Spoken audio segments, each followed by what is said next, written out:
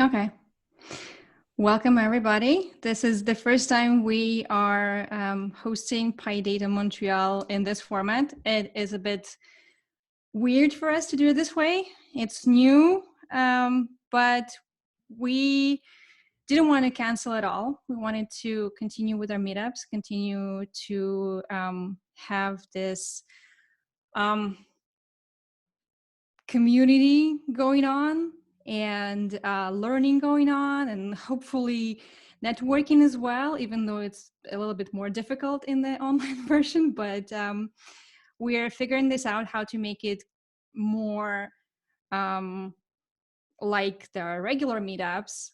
But yeah, let's hope that this is going to be work. And today we have two speakers as usual. We have Jules Damji from Databricks, and he's going to be talking about MLflow, managing the complete machine learning lifecycle with MLflow.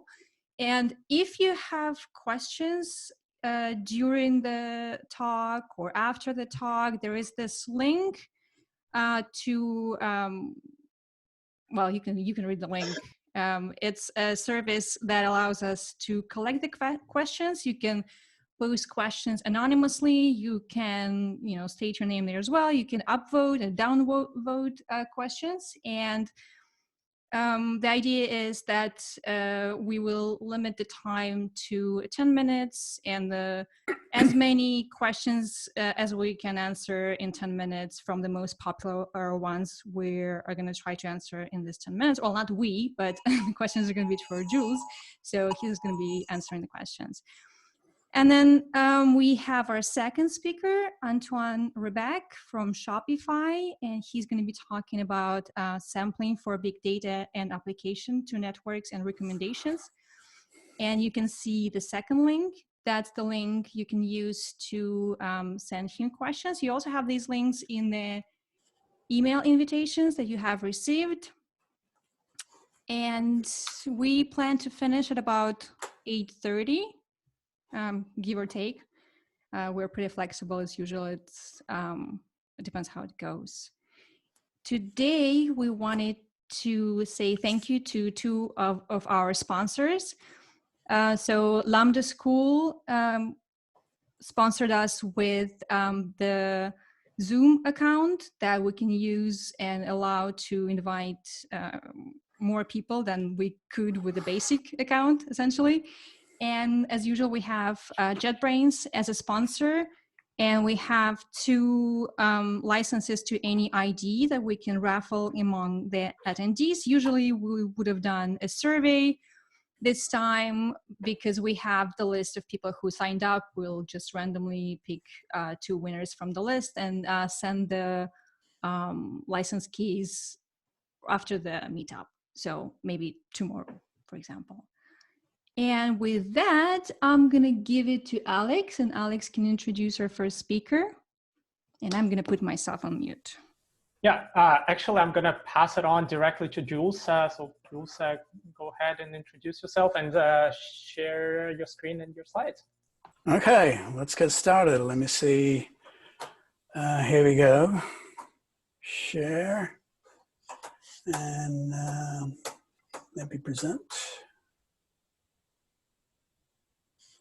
Can you guys see the big slide? Yeah. Yep. Okay, brilliant. Well, thanks a lot, Maria and Alex. Delighted to be in Montreal virtually. As I said earlier, I really wanted to be there physically, but hopefully one of these days I'll make it to PyData Montreal when we all can have a happy hour and go to a pub. So my name is Jules Damji, as Alex pointed out. I'm delighted to be here. And a little bit about myself, I'm currently an Apache Spark developer and community advocate at Databricks. And prior to that, I was an advocate at Hortonworks. And I've had the good fortune, really very good fortune, of working as an engineer at some of these top companies here in the Bay Area over the last 20 years. I'm also the program co-chair, and to put myself and shamelessly plug our upcoming book, which is going to be released in second edition of Learning Spark.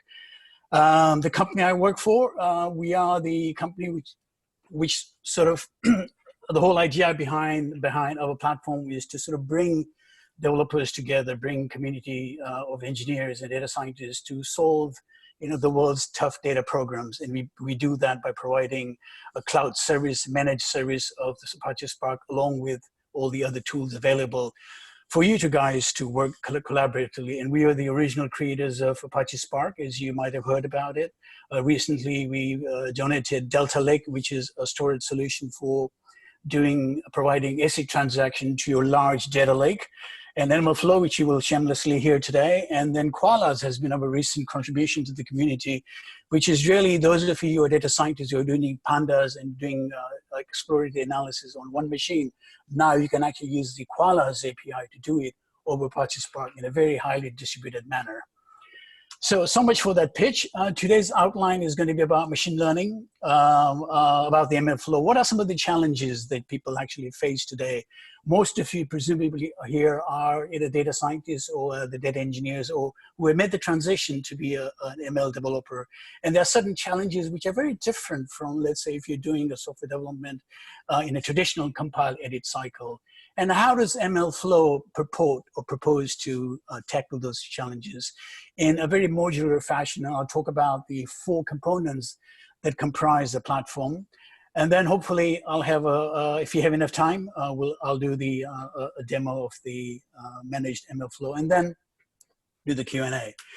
So those of you who actually have been involved in data science, in developing machine learning, you realize, or probably will have realized by now, that machine learning is a development, is complex. And the complexity is not so much that the theory behind machine learning or the algorithms itself are complex, or the math behind is complex. The complexity really derives and stems from the fact that machines evolve over a time.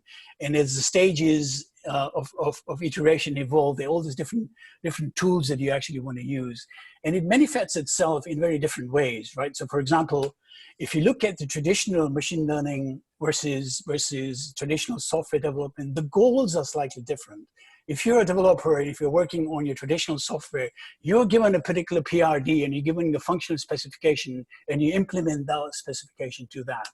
Whereas if you're doing a machine learning development model, the specification or the goal is slightly different.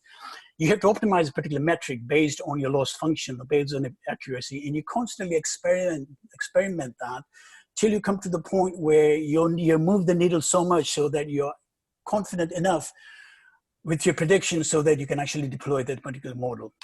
The second, the quality of the code actually depends on the code that you've actually written and you're providing that as a service, or the SLA that you actually provide with the service if you're running in the cloud and elsewhere.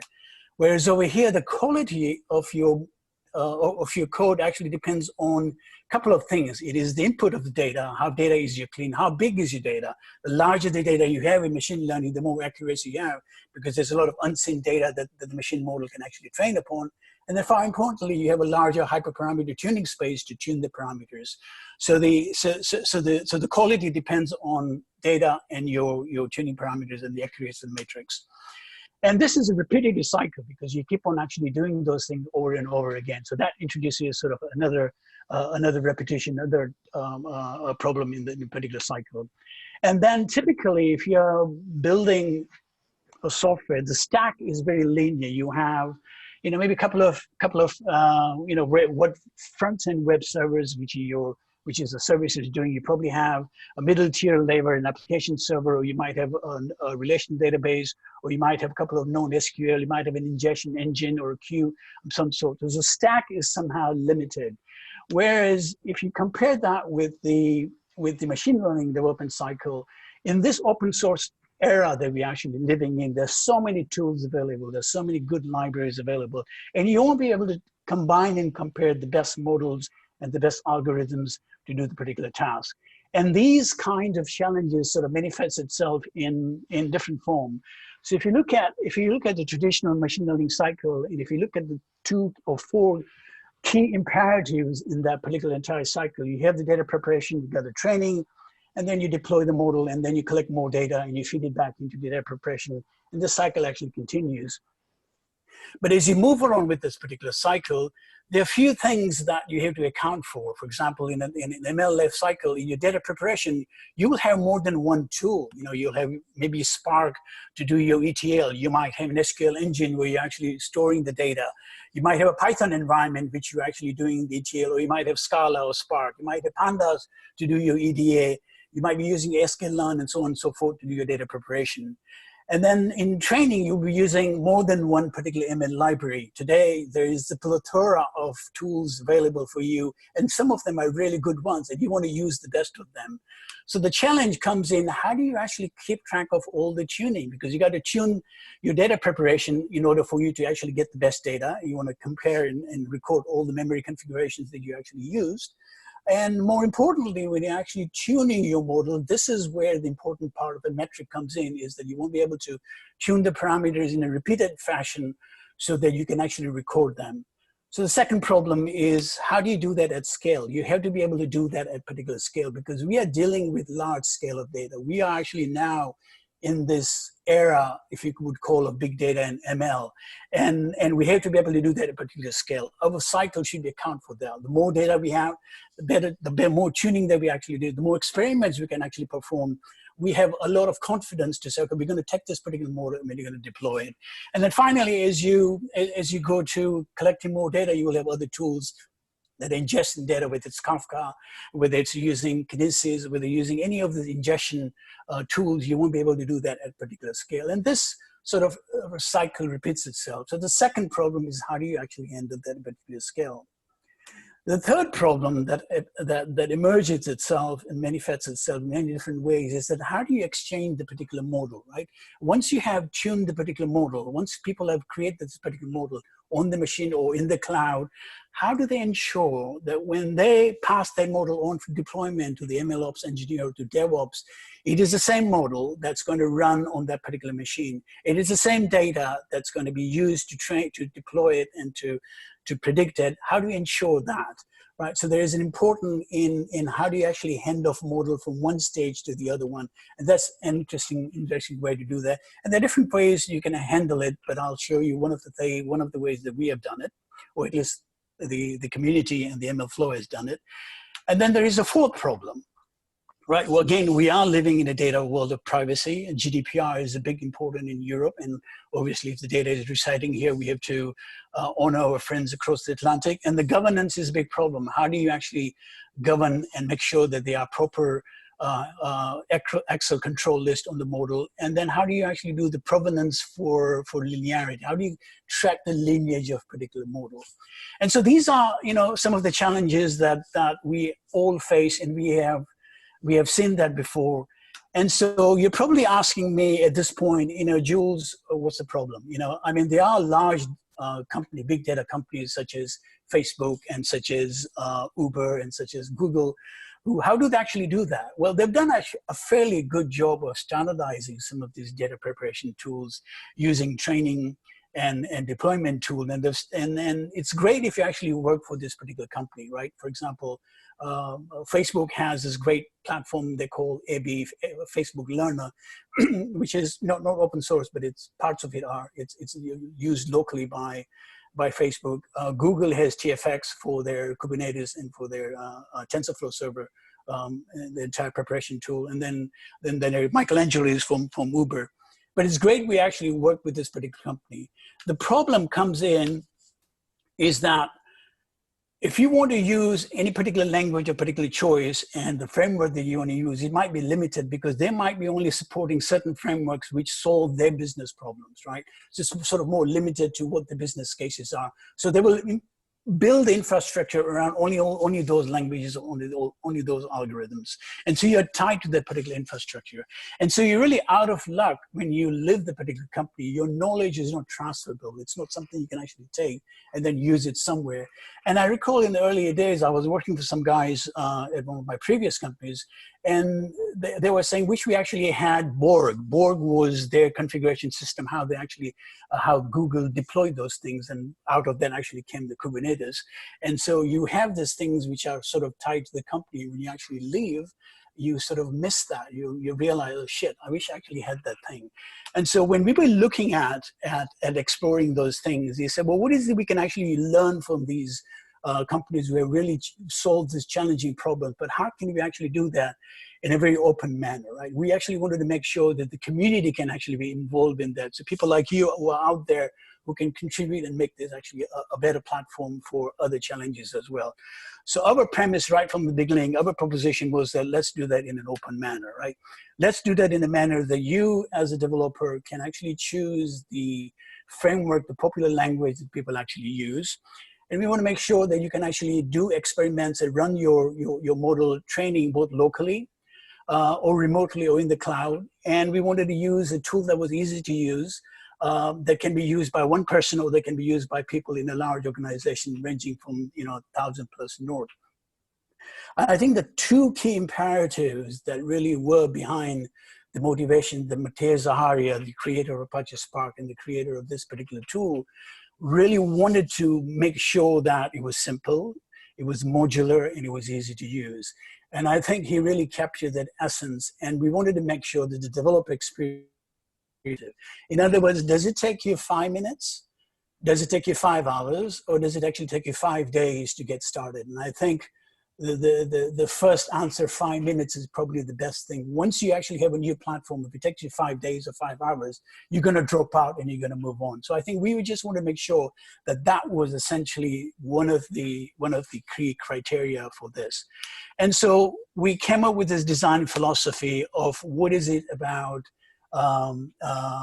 platforms that are successful. And the first principle was an API first. You give developers APIs, and that's the drug of the choice. I mean, I can't ask you guys questions right now because we are sort of in this virtual environment. But if you look at how Unix, for example, and how C emerged itself as a default platform to build distributed applications, to build a system software, to build load managers, to build window managers, it was that particular Unix interface that allowed people to actually build those systems. If you look at how that particular platform allowed you to build, because of the APIs, build JVMs and virtual machines, from where Java emerged, its APIs now allowed us to actually build applications like Hadoop and tools like Spark. And so if you look at the Spark APIs, now we actually have a big data tools, which is like a default analytics. But if you look at the essence of what actually brought those successful was the APIs, right? Give developers APIs that allow them to use that in a manner that they can build something from ground up. Give them the REST APIs that they can actually do that in the application, and give them command line utilities. And so the philosophy was very much similar to how Unix actually evolved. And it is one platform that manifests itself as being one of the most successful platform that has actually emerged. And I'm talking about Unix, and I'm probably dating myself, but I grew up in programming in C and C++ during the DP11 days. And so for me, that has been an indelible memory of what Unix was. And the second thing was that we actually wanted to make sure that this was a very modular way in which it was done. We want to make sure that the components that we actually provide to developers are not monolithic. They are selective and they're distinctive. So you can use one or the other or all of them together. And again, I'm going to harp back to the Unix. If you look at Unix, it is providing all these different tools. You can use a shell to write high-level sort of scripting languages, and you can use all these different tools within the shell like TROF and RIMAC to build compilers, to make Lex analyzer. So we wanted to make sure that we actually sort of provided this particular platform in a very modular manner, in a very open manner, so that you can use any of the components together, or you can use one or the other, or you can use all of them together. And we don't force it down to say use all or none. And that was sort of the two principles behind the design and the implementation of that. So that sort of brings me down to 4 components, which are the part and parcel of the MLflow. There's a tracking mechanism. There's a project that allows you to package the stuff, and there's models that allow you to deploy models in diverse environment. And finally, the new component that was recently registered is called the registry. Now, before I get into tracking, I wanted to sort of give you certain concepts about what tracking means. There are certain things that we actually track. There are certain things that I think which are very common among all models, which is the parameters. And parameters are your hyperparameters tunings that you actually provide to an algorithm. So we wanted to capture that. We wanted to make sure we record that. Metrics is obviously what your model allows you to say with confidence that, yes, I'm going to deploy this model because it has a 98% accuracy, or the loss function is very low. So I'm happy with that. So the metric is another one. Tags and notes are just annotations that we actually use to describe a particular model. So lineage gives us the ability to look at, find out how the model has evolved. Just like you create men pages for a utility and you change over a period of time. So you can look at tags and notes as sort of speak men pages of your model. And artifacts are the things that you use to create the model. There might be data, the training data, the testing data. The models itself are serialized and stored as an artifact. The files that might be associated with, the GIFs that you might present, the documentation associated with it can be stored as artifacts, which are sort of large objects of the model. And the important thing is source. You want to know what program ran, what .py file ran, what was the Java library that actually ran that particular program. And then finally, what version of the code in Git. We captured the Git ID of that particular code that was actually used to that parameter. And so if I were to sort of say, how was life without MLflow? What about if you didn't have this tracking mechanism? How would you actually do it? Now, people, in older days actually did that. This is like a pseudocode. You load a particular program, and you're trying to extract the nanograms to compute the accuracy. And you write this particular little pseudocode. And the way you track that was writing to a particular log file, where you're writing your n-grams and you're writing your learning rate, which is your parameter, and then writing accuracy. So you keep on actually doing it. And then finally, when you're done with that, you just pickle the model and store it in some file system. But the problem is, what if you actually expand? What about input data changes? What about if your parameters change and now you have n-grams to be 3? Now what are you going to do? Right? You have to restart all the experiment again, re-record it. And what about if your library changes underneath? So now we got to rerun all that again. And you can see that over a period of time with hundreds and thousands of models, if you're going to be doing this becomes rather intractable. And so the idea was that how can we actually take away the complexity and then give you simple, very Pythonic APIs that you can actually just use that to log and track that, and we take care of all the underneath tracking and versioning of that. And all you do is import the MLflow. If you're doing a TensorFlow model, you just use this Pythonic context manager to start your model, and you log the parameters, you log the metric, and you log the model, and now you actually have a model that's been tracked over your run. And if you revisit this particular problem using the tracking API, the problem that we actually used in putting in log files, now we actually just use the MLflow to use the API to load the data, to load your n-grams, and so on and so forth. So as you can see, this is very, very simple. You just have to import the MLflow and log the parameter using the Python API. And now you have the ability to, once you've actually logged the particular model, you can, within your local machine, if you're running this on locally, you can just bring up the MLflow UI, and you get the ability to look at all the parameters that you track. You can compare the experiment and runs, all the versions, and you can do that using the APIs as well. But that's one of the sort of core essence of what tracking is. And then tracking is really a central service that we actually provide that actually runs. You can run on your local machine if you're building everything locally, or you can run in the cloud or premise anywhere. And your applications, your notebooks, your Jupyter notebooks, or your Databricks notebooks, or your program can just use the tracking API to connect, and where you actually log the metrics. And then on the other end, you have the consumer of this particular tracking server that actually talk to the tracking server to get the metrics that they can displayed on the UI. And you can use that programmatically as well, get all the metrics that you're using the API, or you can store them in a data source, such as Spark, so in Parquet, or store them as a data frame in your database, so you can actually look at it later. So these sort of modularity and this ability to connect through the API is a very powerful feature for tracking. So that, in essence, is what tracking is. The second thing, then the way you actually do that tracking is that you just export the URI on your environment, or wherever you actually running your application, or you can set that programmatically. And the tracking is backed by two large entity servers. All the metrics that you actually collect can be stored either locally in your file system if you're running on your local machine, or alternatively, you can actually use the store to use any of the SQL Alchemy database is SQL supported. And the artifacts are the ones that actually are sort of larger. So we give you the ability to define where you want your artifacts to be stored. And this could be any one of those S3 backed store, or it can be in Azure or Google, or we provide, if you're using Databricks, a DBF file system in which you can actually store the artifacts. So that, in essence, is your tracking. The second thing I want to talk about is the projects. And the projects, sort of, the motivation behind the projects was that we wanted to be able to have this project support and run and reproduce everywhere. Now, if you're actually supporting all these particular projects, each and every particular tool that you actually have might have its own different way of specifying how it's going to, say, create a particular project. And we want to have the ability to support all these projects so that people can actually use all these different tools within the one project.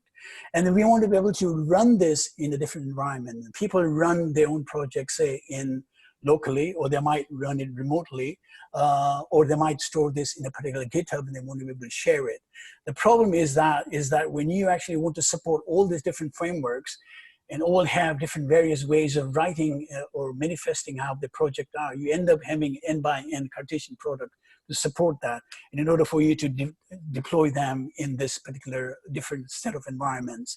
And the last thing is that if you build your particular model and your project now runs on your local machine, it might not be the same if it ran somewhere else. In other words, you can't reproduce exactly the same environment that you actually need in order for you to share that, or for you to reproduce that particular experiment. So the whole idea was that, what about if I actually encapsulate a project to be something that actually captures your machine learning code that you actually used.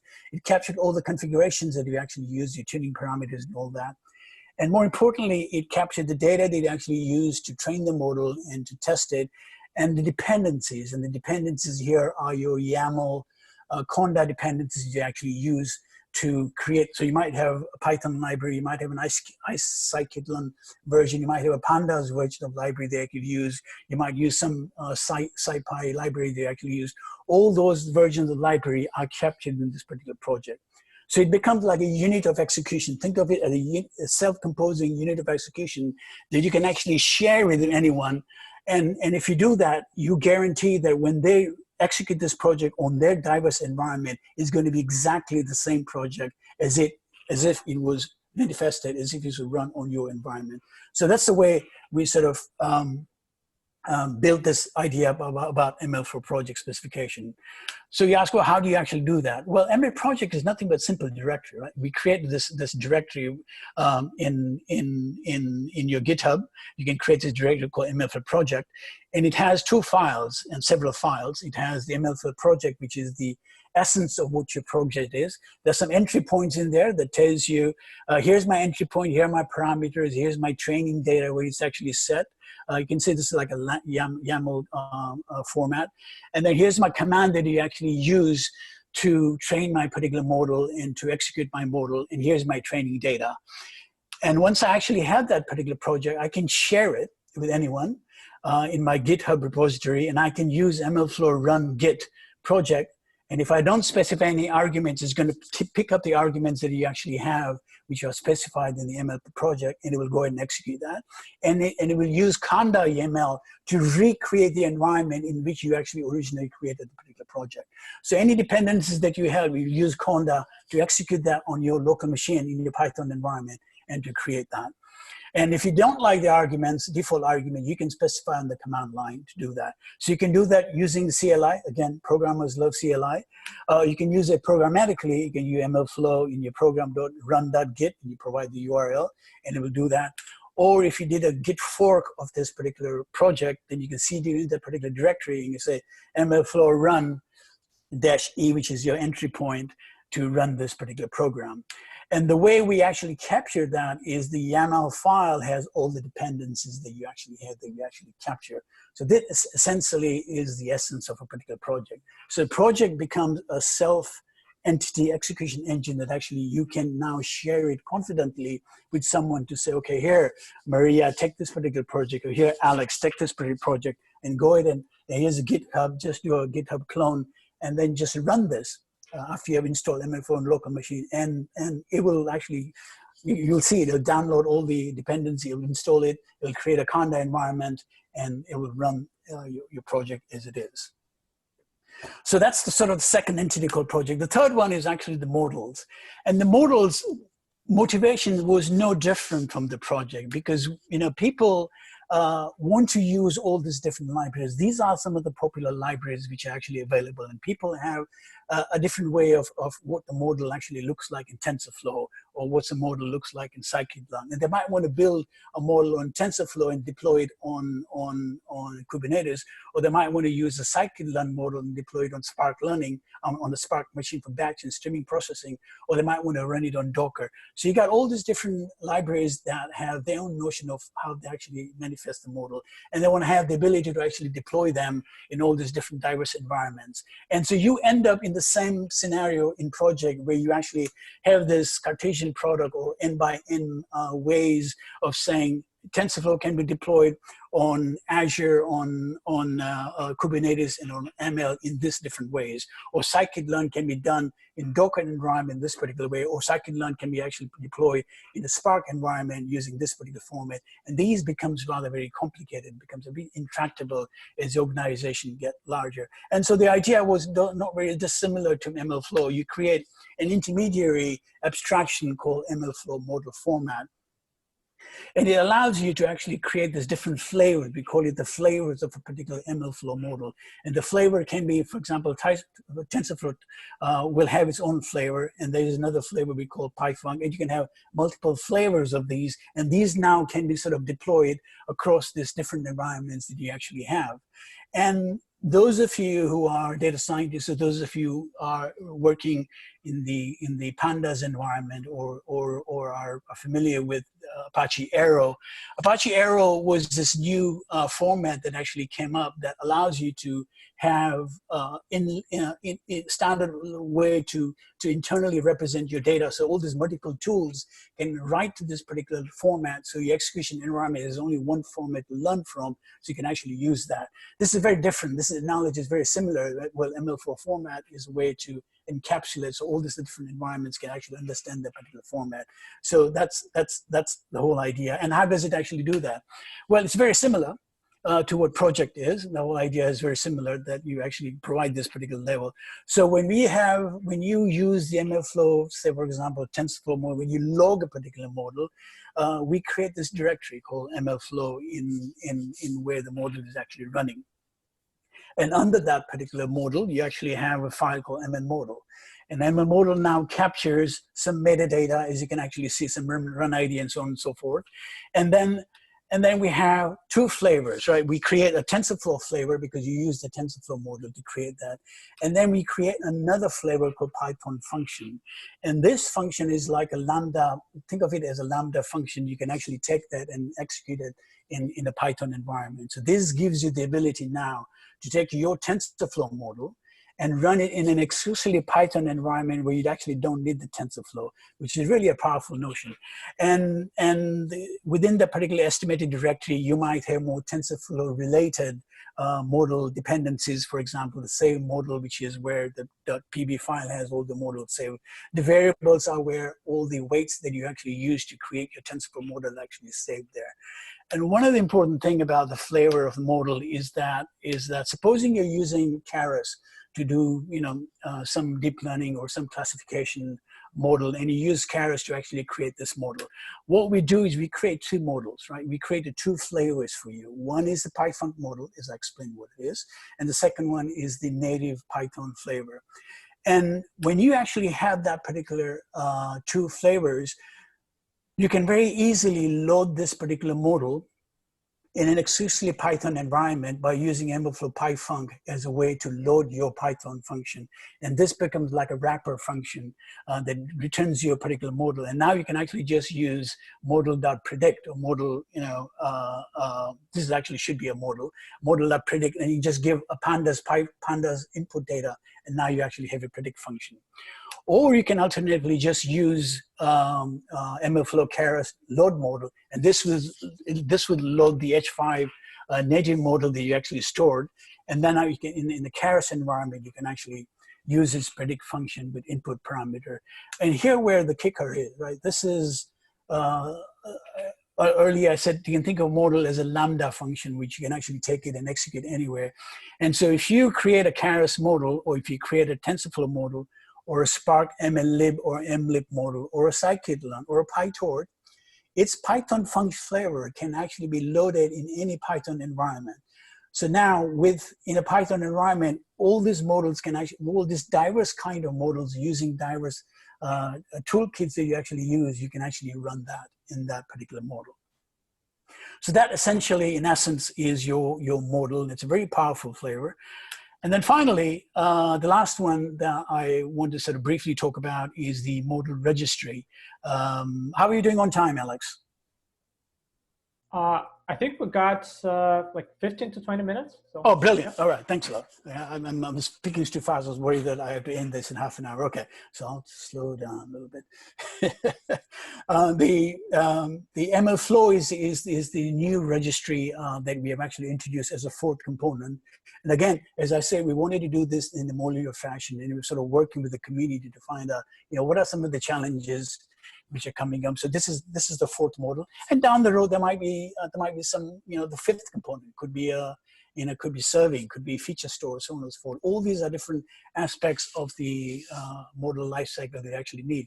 So the fourth component we actually introduced is the MLflow registry, and in the absence of not having a central store where you want to manage the model, a typical one or two programmers or one or two machine learning developers can actually write their classification algorithms or classification model and pretty much tag them, right? You can say, okay, this is going to be classifier version 1.fun Keras model. This is going to be my classifier TF, version 2 and so forth. Which is fine. If you got one or two people doing that, it's perfectly fine. We used to do that in old days when we didn't have CVS control or we didn't have version control. We did that by tagging these files. But the problem becomes a bit interesting when you actually have a very large organizations, when you have many models, when you have loads and loads of data teams who are working on different business problems, and they want to be able to share these models so that other people can actually down the stream can actually use this model. So then the problem becomes, well, if everybody has models running on their local file system and there's no central place to discover the models, how do I actually find out what model is doing what? And how can I find out how the model was actually trained, or how it was created, or what data sets was used, or what experiments were used, what were some of the constraints, what are the histories, and so on and so forth. So how do I actually track those documents? And if I am a reviewer of the particular model, and if I have I'm running my Jenkins CI/CD integration tool, and I want to be able to take a particular model, I want to make sure that I do the staging properly and I run all the load tests before I say, okay, let's go ahead and put that in production. How do I actually do that? And so the whole idea was that, well, this actually sort of requires, not a simple solution, but it sort of requires a central place where we can actually manage, we can create versions of the model, we can track, we can provide access control, we can provide history. And that sort of addresses the problem in my earlier slide where I talked about the entire cycle about provenance and governance. How do you actually find out how the model evolved from inception to production? Who actually along the line touched it? Because this actually becomes quite important in governance today. Because if the model mispredicts something and people want to find out, why this model rejected my loan, or why did it misclassify me, I want to be able to go down and find out exactly how the model was evolved, what data was used, where the problem was, where we actually missed the mark. So I think that auditability is an important part, and it is an essential part of the model registry. So our solution was to provide a central repository. Think of it as a central repository, just like the tracking server, that works very well with the tracking server. So the tracking server is where you actually create all these experiments and you create all these different runs. And the models now are the ones that you actually sort of register with the central registry, and you say, okay, I want this model, this particular version model to be in staging. I want this to be in production. And then after a while, once I'm done with it, I want this to be in archive. And the registry stage management sort of allows you to have different models of different versions within the same stage, or you could have different kinds of models with different versions of the same stage. So I might have a model that I built using Keras. I might have a model that I've used PyTorch, and I want both of them to be in staging, so I can do some A/B testing on the entry point. And once I'm happy with that, I can say, okay, let's put them in the production. Both of them, we'll just play around with the URL to do load balancing to see which one somehow gives us the better results. And when I'm happy with one or the other, I can archive the one and then eventually for posterity keep it for as long as I want and then delete that. So that sort of gives you the ability for models to say, there's a central place for model to register, so I can have different versions of the model. It's an easy place to load the model from, so I can actually do my prediction and activities and so forth, and provides me the entire lineage to do that. And the typical model workflow is very simple, because remember, again, it all comes down to APIs, and anything you can do from a UI, for programmers and for developers, you should be able to do that from the command line, or you can do that programmatically. So how does the ML developer interact with the registry through the workflow API? Well, how does the reviewer, for example, review the particular product and then make the transition from saying, okay, I approve this, this goes into production, let's skip it to production, let's take the other one and put it down for staging. And then how do the consumers, for example, take the particular model, which is the most recent one, to be able to use that down the stream? And so, you know, the model developer would use the API. Says, okay, here's my particular run, or here's my model called weather forecasting, and go ahead and register that, right? And register the particular model. The reviewer can actually go in and say, okay, you know, using the MLflow client API, get that particular model called weather register model. Get me the 5th version of the model, which I was told is the latest one. And then I run the test, and I'm happy with it, and I'm going to put it in production, right? And once that model is production, how do the people down the stream consume that particular model from the registry? How do we actually get that? And again, API's programmatic interface is the winner over here, where it's okay, I'm just going to use your regular, you know, model URI. Here's my model name, and I'm going to say I want this from the production. And when we say MLflow SK load this particular model from the registry, given this particular URI, it's going to go to the registry and get the model for you. And now you actually have the model that you can actually use to execute its predict function, evaluate function, or whatever you want to do. So that, in essence, is the last component of model registry. And all the complexity and all the managing and all the load, all that is actually taken care of. You sort of use the high-level GUI to do that, or you kind of use from your integration tools, the APIs to interact with the model registry. And this is sort of the 5th component or the 4th component so far. And so just to recap, I think we have 3 more minutes before we get in. You know, the whole idea behind the MLflow was to make the components greatly simplify the MLflow lifecycle. And we didn't want it to have a monolithic platform. We want you to be able to pick and choose which ones you actually want to use and how you can use this. But the key idea was to give developers the API first way of doing things. Make sure it's easy to install, right? In 5 minutes, do pip install MLflow, boom, you're done. You can run this locally. You can develop everything locally. And then when you're ready, you can deploy it in the cloud. You can reproduce experiments. You can compare the runs and so on and so forth. And then once you're ready, once you're confident, you can sort of register a particular model and start the staging and the development, the production, and archiving cycle. So that, in essence, at a very high level, and also in certain way, what MLflow is trying to address. We have had an incredible success from the community. If I were to sort of compare in the 18 months since we released this particular product to the community in the open source, for Apache Spark, I remember for early days, it took us almost 4 years to reach the same amount of number of contributors that we were able to actually get it from the community in just 18 months. And today, we have about 179 contributors who are actually contributing. The thing that I talked about, the SQL Alchemy contribution, was actually from the community. The entire RStudio API, the R API interface for the client, was from the community. So the community is actually contributing quite a bit. And we are very, very happy and very grateful for these contributors who are actually coming out there. And so I urge you, if you're interested to find out more about MLflow, pip install MLflow, just get started, start running on your machine. There are instructions how to do that. Go to MLflow.org. I put a lot of documentation, a lot of code examples in there. We have a Slack channel. I have a set of tutorials in the last one called MLflow tutorials that I give at conferences. You can actually, if you're suffering from insomnia tonight, probably try some of these tutorials. It'd be a good antidote to your insomnia. And with that, I think I'm going to sort of give you a short demo.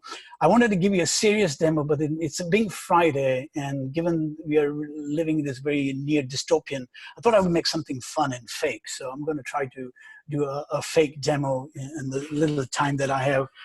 So let me just go to my screen over here and see if you guys can see anything.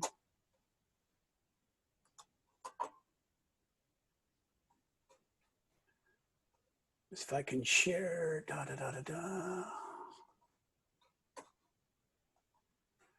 Okay, can you guys see the screen? Can you see it? All right, lovely. All right, so this is my Databricks notebook. This will be no different from if you're using Jupyter. You got cells in it, and I'm going to start sort of running. Sorry, Jules, would you mind zooming in just a little bit? Okay, let me see. How about now? Yeah, it's perfect. Much better. Okay, so right now I have a cluster called the Jules PyData, and I'm not going to go into the entire description, all this, but these are all the high-level functions that you can actually use. And so this is my notebooks that are actually running in my workspace, and I have just regular import modules that I have. So I'm just going to run that particular cell, and yes, it ran. And I have some random funny tasks over here, stay home for us so we can go to work. COVID-19 is driving me crazy. So these are some of the, texts that I actually have. I have some variables that I'm actually defining over here. Now, the simplicity of this particular demo should not belie the capacity and the capabilities of what MLflow allows you to do, but it'll show you how simple it is to run your ML algorithm, and you just inject the MLflow API to do all the tracking for you. And that's the whole point of this particular light-hearted demo, to do that. All right. So I have some utility functions over here that gives me a directory name. I have some random get random function that gives me randomly chooses this particular text. So I'm going to use the get random plots to create some artifacts for us to look at how the wine consumption is being done during this time between Montreal and San Francisco. This is all fake data. Guys, don't get offended by it. And then here's the gist of the program. Right? This is what I was talking about. That you don't have to change your code in order to run MLflow. You can just create this particular function called MLflow, or you don't have to create this function called MLflow. You just use the APIs to do all the metrics, right? So here, this is my gist function. I have my program run name called PyData Montreal. And with my MLflow context manager start run, I start my run, which means that this is going to be my training run for this particular instance, and I can run it over and over again as I tune hyperparameters. And I'm going to create a random forest. I'll just make some 20 features random regression. Here's my test data that I split. I'll save this global test data for later on. I'll do my fit and training. No different, right? You're not doing anything different over here. You're using the same APIs for scikit-learn as you would be doing your training, your prediction. You create your 3 metrics that we care about. And then here come the MLflow, right? I'm going to load the parameters. The parameters are all the parameters for my hypertuning that I used. And I'm going to load the metric. And then finally, I'm going to create these particular tags for annotations. Called for experiment, go ahead and create this tag called, this is the fake experiment. For my each and every run, go ahead and create this tag. And then this particular code over here, it just logs my model. It's saying, go ahead and load this as a scikit-learn model. Here's my model name, and then this is my artifact path or the directory where you should actually load that. And then these are my artifacts that I actually created, which are silly messages up that you actually saw. And then these are fictitious scatter plot graphs that I'm trying to show to say, hey, man, there's a bad time to be drinking a lot in San Francisco and Montreal. So let's see what it looks like, all right? So we're going to go ahead and compile that, and everything is fine. And then this is my driver program, right? My driver program is, I have a list of all these different parameters. Remember, I talked about experimentation. We're going to use all these different hyperparameter space to figure out what is the best model. And I'm going to create 3 different runs with my random forest, and I'll use different depth, different estimators, different depth of the tree. So that's my list. And then over here, this is just my for loop where I'm running each and every particular run for each and every experiment. So we'll use that. So this will run for a couple of minutes. I didn't want it to have a real program which could take long. And so this is my experiment, and now I have some sort of a wine consumption. Oof, looks pretty good. And so now the MLflow UI in the Databricks notebook is very much integrated as part of the particular notebook. So in order for me to actually look at this particular runs, I just have to go over here and click on it. And at a very high level, it gives me all the runs that actually I have run. So at a very high level, I get a summary of, these are my parameters, this is my metrics. So let's go and look at what those actually look like. And when I click on that, I go back to my UI, which is integrated in there, and I get a tabular form of all the runs that I've actually run. So my latest one was this one with depth 6, estimators were 12, and these are what my metrics that I actually have, right? So I can look at this particular model and look at what my RSME look like. But more importantly, I can actually go down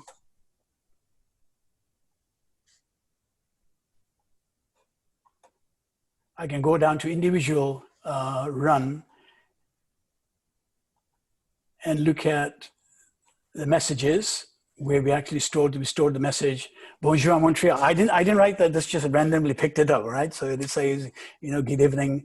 These are my scatter plots that I actually created. So I've just loaded them as artifact. I created 3 different scatter plots, and these are all the different ones that you actually have. I can zoom in, zoom out, as you can see. I can go to this particular model and look at what its artifact look like. I can look at my sklearn model, and remember I talked about what a model looks like? Well, this is what the model is actually created. I've created 2 flavors, a Python func flavor and an sklearn from, and I showed you what the Conda file looks like. All these is actually created for you. So what I'm going to do over here is now go ahead and register this model, right? I'll go ahead and create this model, and I'll register it, and I'll call it PyData Demo model.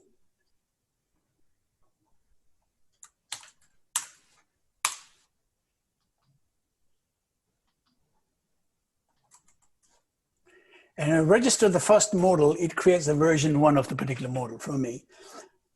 So once it's registered, I can say, okay, I'll go to my registry now.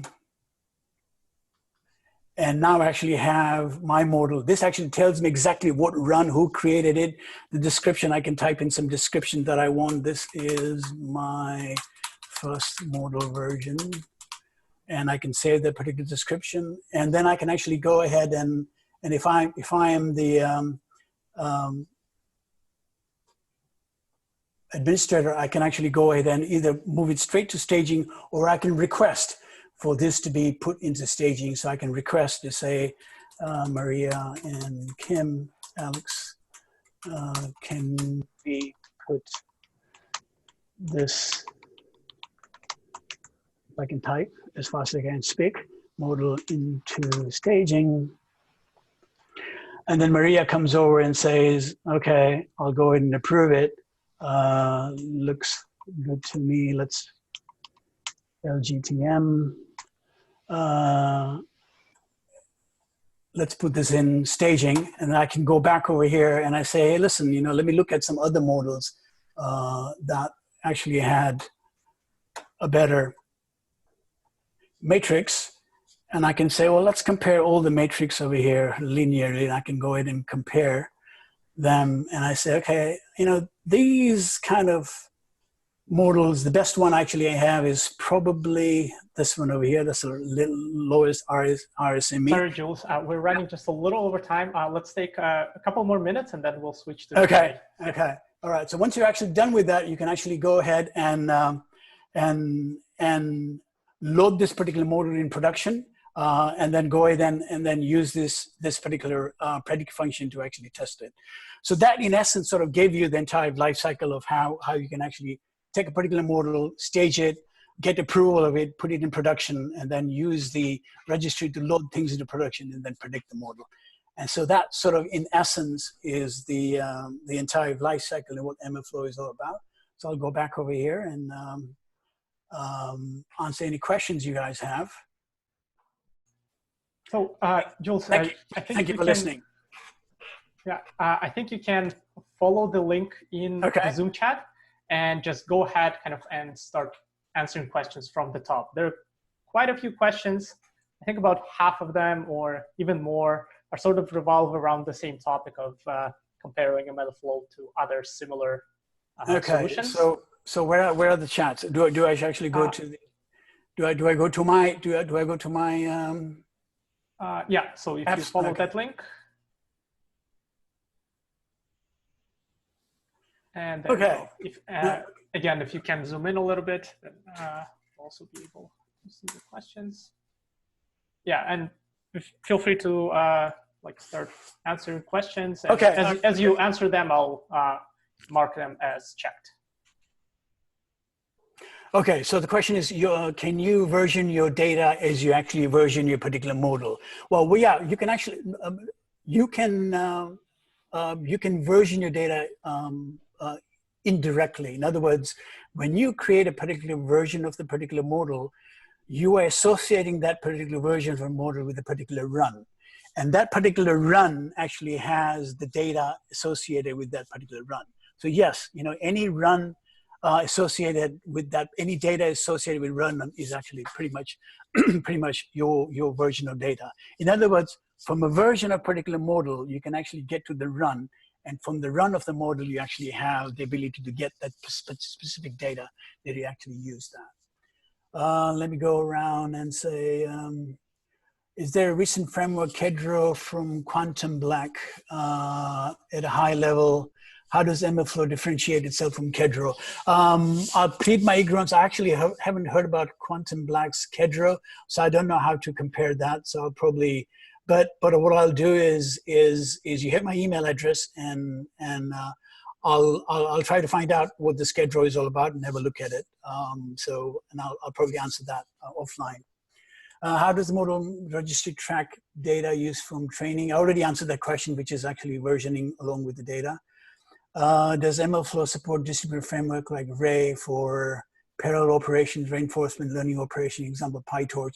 Well, we support the PyTorch model, so you can actually use the PyTorch model. Remember, the idea for MLflow is not distributed computing. Ray is a way to distribute your framework and do the computing distribution, just like Spark or Dask allows you to distribute your computation. Over here, MLflow is to take your particular model and manage it. So I think the paradigm is slightly different there. I don't see monitoring performance after production. Does MLflow have this functionality? Also, what about automatic retraining? I think the question about production is a good point. How do you actually monitor something in production? The way we actually monitor model in-house now, obviously, we use Prometheus and we use other ways of monitoring how the model is actually doing. Can you integrate that? Is model flow part of monitoring? We haven't come to that, but I think it's something that probably down the line, as the versions of the MLflow increase, for example, 1.7 to 2.0, monitoring might be something that if the community feels that we actually need it, for customers feel that they should be integrated part of it, then yes, it'll be something down the line.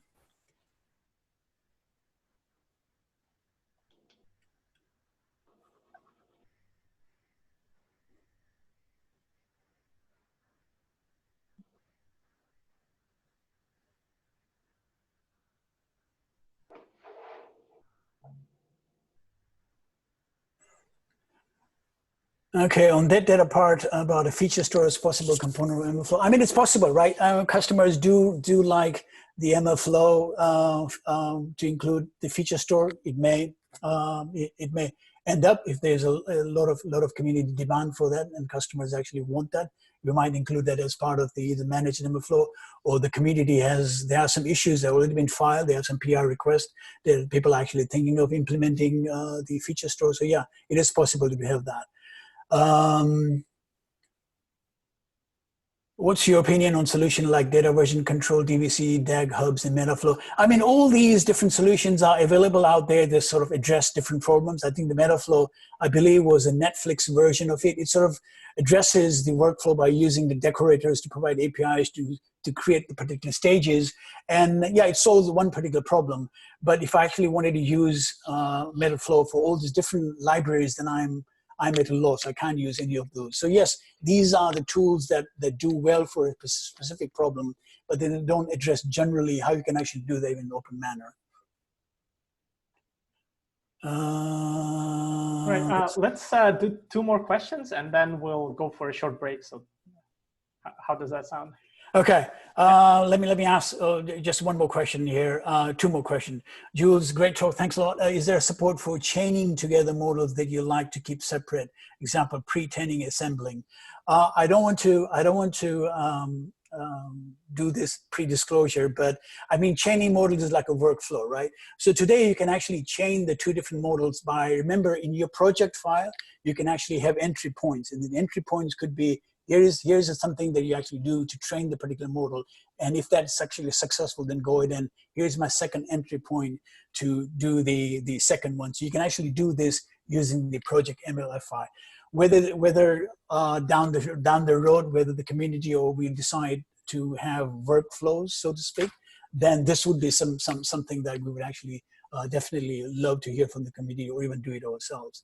And then finally, you mentioned that MLflow models save TensorFlow native Python code. Does it actually translate PyTorch model to TensorFlow?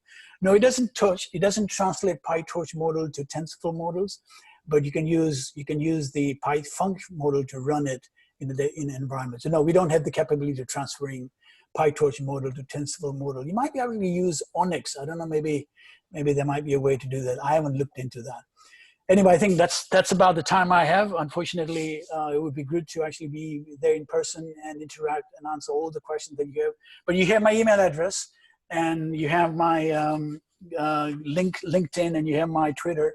If you follow me, I'll follow you. I don't mean it in a bad way. I mean it in a nice way. Thanks a lot, guys, and hope to interact with you on the Slack channel or in the MLflow, Stack MLflow. You'll see me over there. Join our Slack channel, download it, and start hacking with it, and I'll make sure that your PR request is considered. Thank you. All right, thanks, Jules. As a reminder to everyone, so after this meeting, after the second speaker and everything ends, we will post all the resources that Jules sends to me, like slides.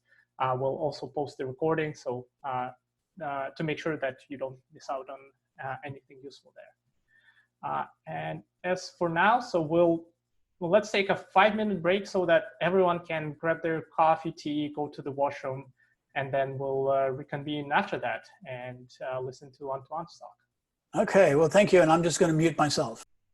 Thanks, Jules.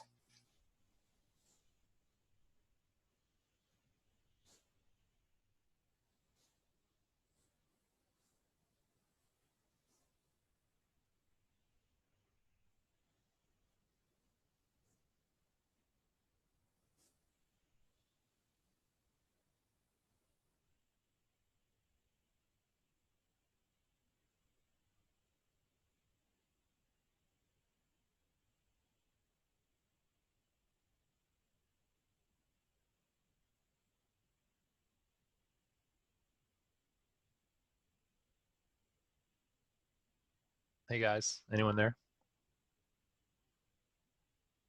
Yes. Hey, what's going on? I'm Robin over by Vancouver. I'm Renato. I'm in Montreal.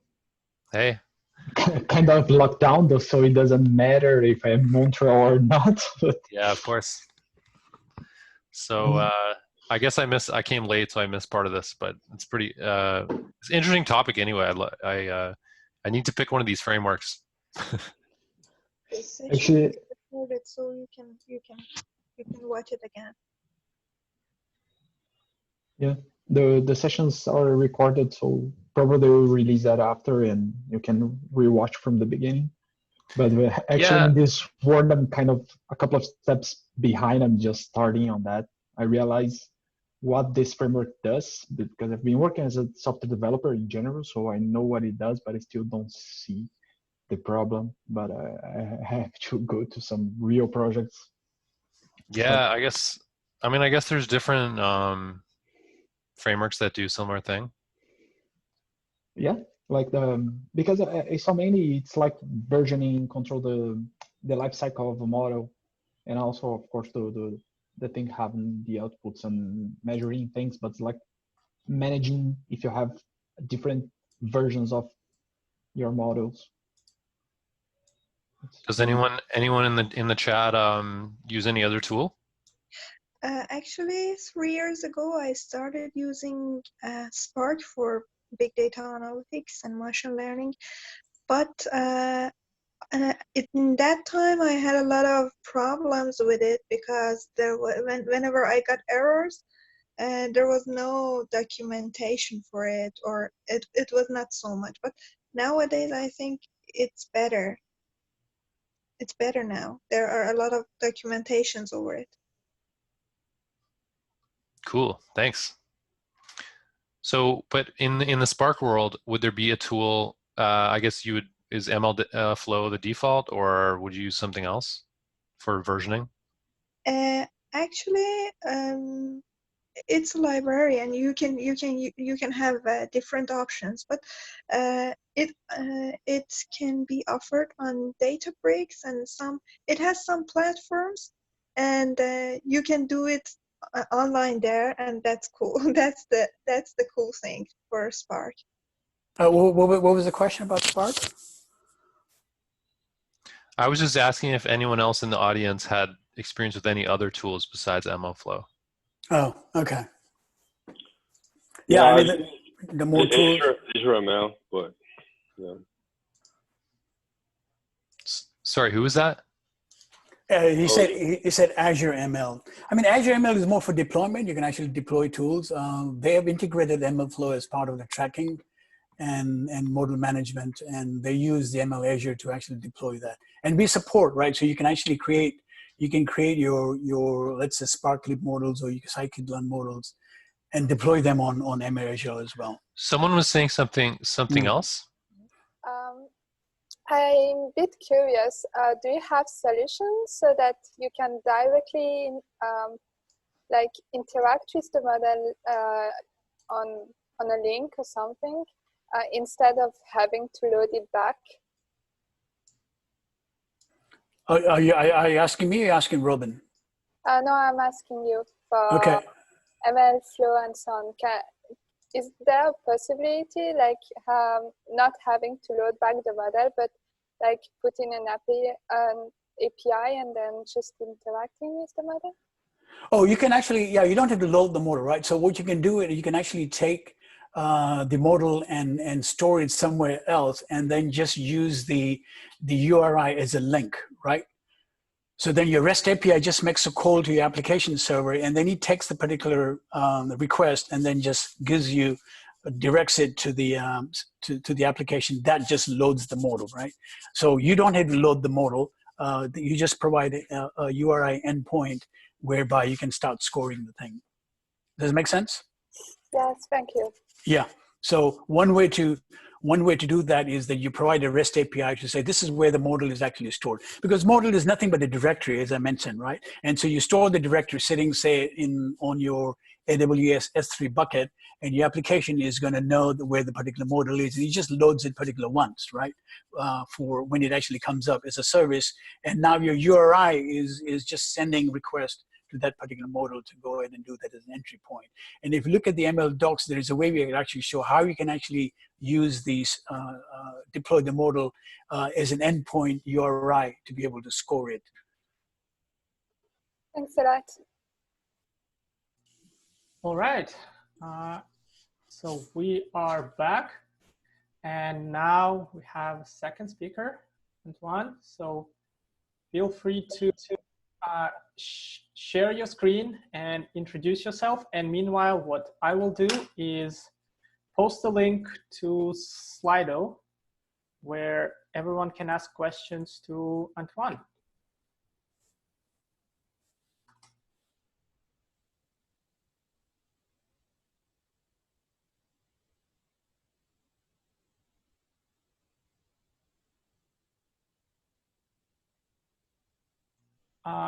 I don't know if you're speaking, but I don't think we can hear you. Oh, there you go. Yeah, can you hear me okay? Yep, it works now. Can you see the screen as well? Yeah, I can see the screen. Okay, all good. Hi, everyone. My name is Antoine Rebec. I'm a data science manager at a company called Shopify. I'm really glad to be here tonight. Thanks a lot for the invitation, Alex and Maria. It's really great to be here. Thanks a lot as well for organizing something online here in Montreal. Despite the lockdown, it's really great to keep this community going and have a sense of community. And yeah, warm hello from Huntsic, Montreal here. It's really cool to be here. I know Alex and Maria are going to share the slides for all the talks later, but if you want to follow along, there is this is a short link to to the Google Slides that are on my personal blog. I also posted them on my Twitter that you have right here. So my talk tonight is about sampling, statistical sampling, and applications to big data and especially networks.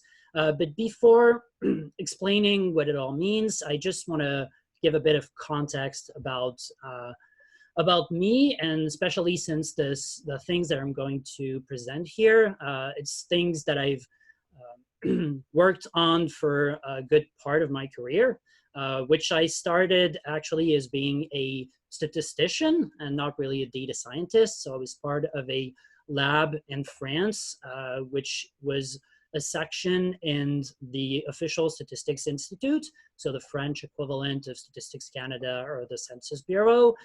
There was a partnership with the university that I'm from, Université Paris-Nanterre, and our lab's mission was to apply methods that we used in some projects for some general statistical public missions for the Statistics Institute to industrial algorithms, machine learning algorithms, and computer science settings. So I did that for the first part of my career. And then when about 4 years ago, I transitioned to tech, transition was fairly natural. So this is when I moved to Montreal to take a job at a very cool, well-known video games company here in Montreal, Ubisoft Montreal, where I led a team of machine learning engineers. And about a year ago, I joined a great company called Shopify. And note that I said Shopify and not Spotify, which is a super well-known music streaming service, but it's not Shopify, it's not us. Shopify, we provide merchants, businesses, tools so that they can do commerce and e-commerce in particular. And right now, especially moving retail businesses to e-commerce is super important given the situation. So it's great to be part of this ecosystem right now. And if there's anything in this presentation that you'd like, that you find interesting, we are hiring. We have a great internship program. We also have full-time positions for data scientists, for data engineers, machine learning engineers, or product managers. So feel free to reach out if you're interested. Antoine, just a quick question. So I'm not sure if you're showing your slides full screen, or because everyone's seeing the same first slide at the moment.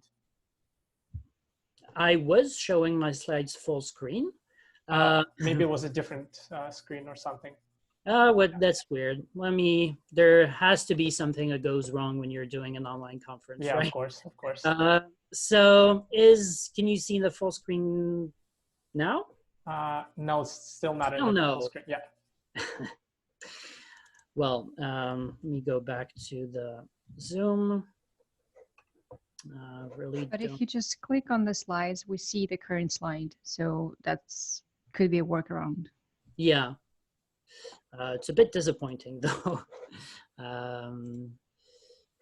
Presentation mode. Can you see this window now? Same thing. Same thing? Yeah. Wow, that's intense. Well, whatever. Let's just do it this way then.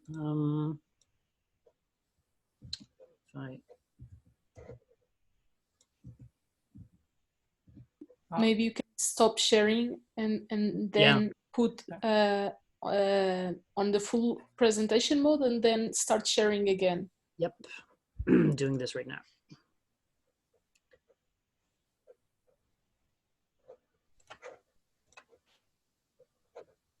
It's the play button on the top right, no? Yep. That little play looking button, isn't it? Yes, I'm just fighting my multiple windows. Here we go. That should work. Do you see the? Yep. Perfect. Good now. Oh, thanks a lot. Right. That's the problem. I can't really see any of you. Okay, great. Let's dive right into it then. So I really want to stress that this talk, it's really about data science. It's about machine learning and data analysis, but I will make a slight detour from like some statistical methods, because the point is to tell you about these statistical methods that I find very useful, and that in particular are useful for some machine learning algorithms and recommender systems. So we're going to talk about things that might seem unusual to you if you're a data scientist and used to the text setting. We're going to talk about polls, about networks, about really a small piece of fundamental statistics, but I will tie this back to, at the end of each subsection, I guess, to the data science setting, the text setting. And really my idea is that having started my career as a statistician, the statistician's perspective on some of the data science applications is that sometimes you can replace some of the data engineering complexity with statistical sampling, reducing the size of the database you're working with, and that can help you with drafts or even sometimes with things that you put in prod. It's even more important if you're doing applications with network, with graphs, and it's the part about graphs. It's first to tell you about graphs and data science about graphs because it's a very cool application, but the sampling for graphs part, it's more about, and it will be much shorter, it's more about sharing an active area of research in academia and some companies, mostly in the Bay Area right now. So yeah, we'll start by statistical sampling in general, what it means and what we can learn as data scientists from statistical sampling, and then we'll talk about big networks. So let's start with statistical sampling and some general considerations around sampling. So what is sampling?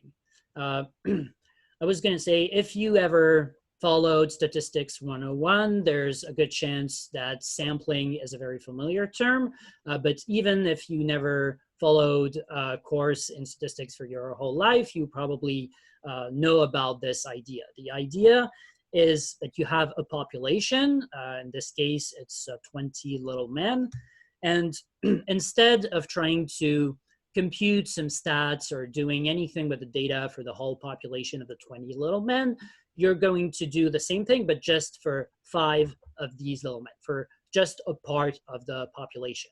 it will make your life much easier for many, many things if the algorithms that you want to use to leverage your data are complex, or just if collecting the data is costly.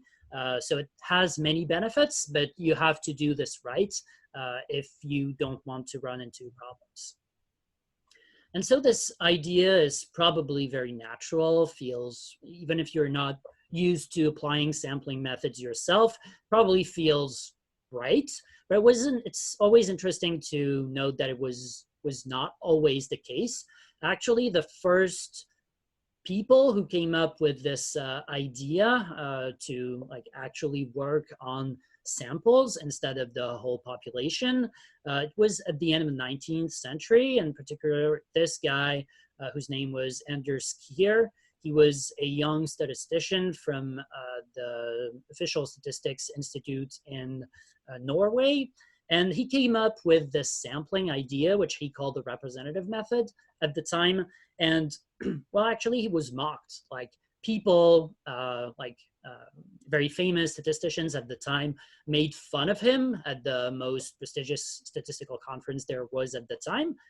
But he didn't let that disturb him. And he came back, like every 2 years, he came back presenting recent developments in the same area. And eventually all the people who were mocking him just died. And that's how his ideas took over. Like more younger people who were accustomed to his talks and his ideas just now were the generation, the new generation of statisticians. And yeah, there's a famous quote by Max Planck, famous physicist, which basically explains that science is built one funeral at a time. Always find this story fun. So just to say that it's also really recent, like by the end of the 1920s, the idea was accepted among statisticians, at least, but it was not very well known from the general public or scientists outside of statistics. And in 1936, there was a presidential election in the US. And at the time, there was one very famous magazine, which was called the Literary Digest, who would run a poll on its readers, and they would collect 10 millions of pseudo votes from their readers and try to predict the general election. And in 1936, they predicted that Landon, the Republican candidate, would win in a landslide. And this felt wrong to this guy whose name is George Gallup. And the name is probably familiar because he started a company that is now a very successful marketing company. And he knew about the representative method from Kier. And he identified that running a smaller sample, but that was not filled with biases, in particular, the self-selection bias, that is, being a reader of the Literary Digest, doing a poll on a much smaller sample would cost him next to nothing and provide better results. And as you can probably guess, the result of the election was actually a landslide win, but from Roosevelt, the Democrats, and not the Republicans. So Literary Digest was super wrong. I think that's the last time they ever ran their poll, and that's how the sampling methods became more popular in the general public, and that's how marketing methods soared in general. So just a little math to make this a little more formal. The idea is you have a population that I will write U, a population of size big N, and a variable of interest that I will write Y. In the case of the presidential election, the variable of interest is just the fact that you're going to vote for Roosevelt, for example. So a 0-1 variable that indicates that you're going to vote for Roosevelt. And instead of observing YK in the whole population, which is something you can't do because you can't possibly reach all the people in the US population, you select a sample of size small n being much, much, much lower, orders of magnitude lower than big N. The way you do this, the selection of the units, you do this by assigning each unit a probability of being selected, and you call that pi k the inclusion probability of the unit k. And then you observe the data, but only on the sample. The yk are only observed on S. And the goal is to estimate y, like for example, the mean of y, which in this case would be the share of people who are going to vote for Roosevelt, which means like the score of Roosevelt at the election. And to do this, there is one tool that you can use, and it's called survey weights. So if you've ever worked with survey data, you've heard about survey weights. It's generally a column in the databases that they give you along with the survey data. And these weights actually are pretty simple to compute. It's just the inverse of the selection probability. And then anything that you do with your data, you just have to weight it by this survey weight, by the inverse of the probability selection. And doing this will ensure that you have a good quality of the estimate, an estimate that has good precision and no bias, basically. So there's a simple example. I'm going to go very quickly through this slide, but the simplest thing that you can do is select all units with the same probability. And if you do this, well, that's actually the only case, the only sampling method that allows you to forget about weights. So like, given that this pi k is a constant, then you can, from this equation, you can take it out of the sum, and then it gives you, well, that your estimate is just the mean of the data you observe on the sample, which is pretty easy. And based on this formula, you can derive a precision of this estimate under these conditions. And this precision allows me to just give you a table of the sample size that is required to compute the estimate of a 1-0 Bernoulli variable, which is the case of the presidential election, 0-1 vote Roosevelt or not vote Roosevelt. And based, so on the columns is it's the approximate value for P. So let's say it's around 50% for Republicans versus Democrats. And this is the precision level that you're requiring. So the typical use case and polling would be that you try to aim for 5% precision.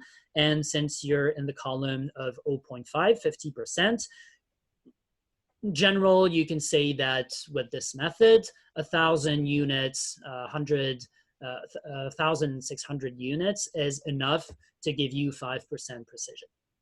What's interesting to note is that if you want more precision, for example, 1% precision, it's not that extraordinary, right?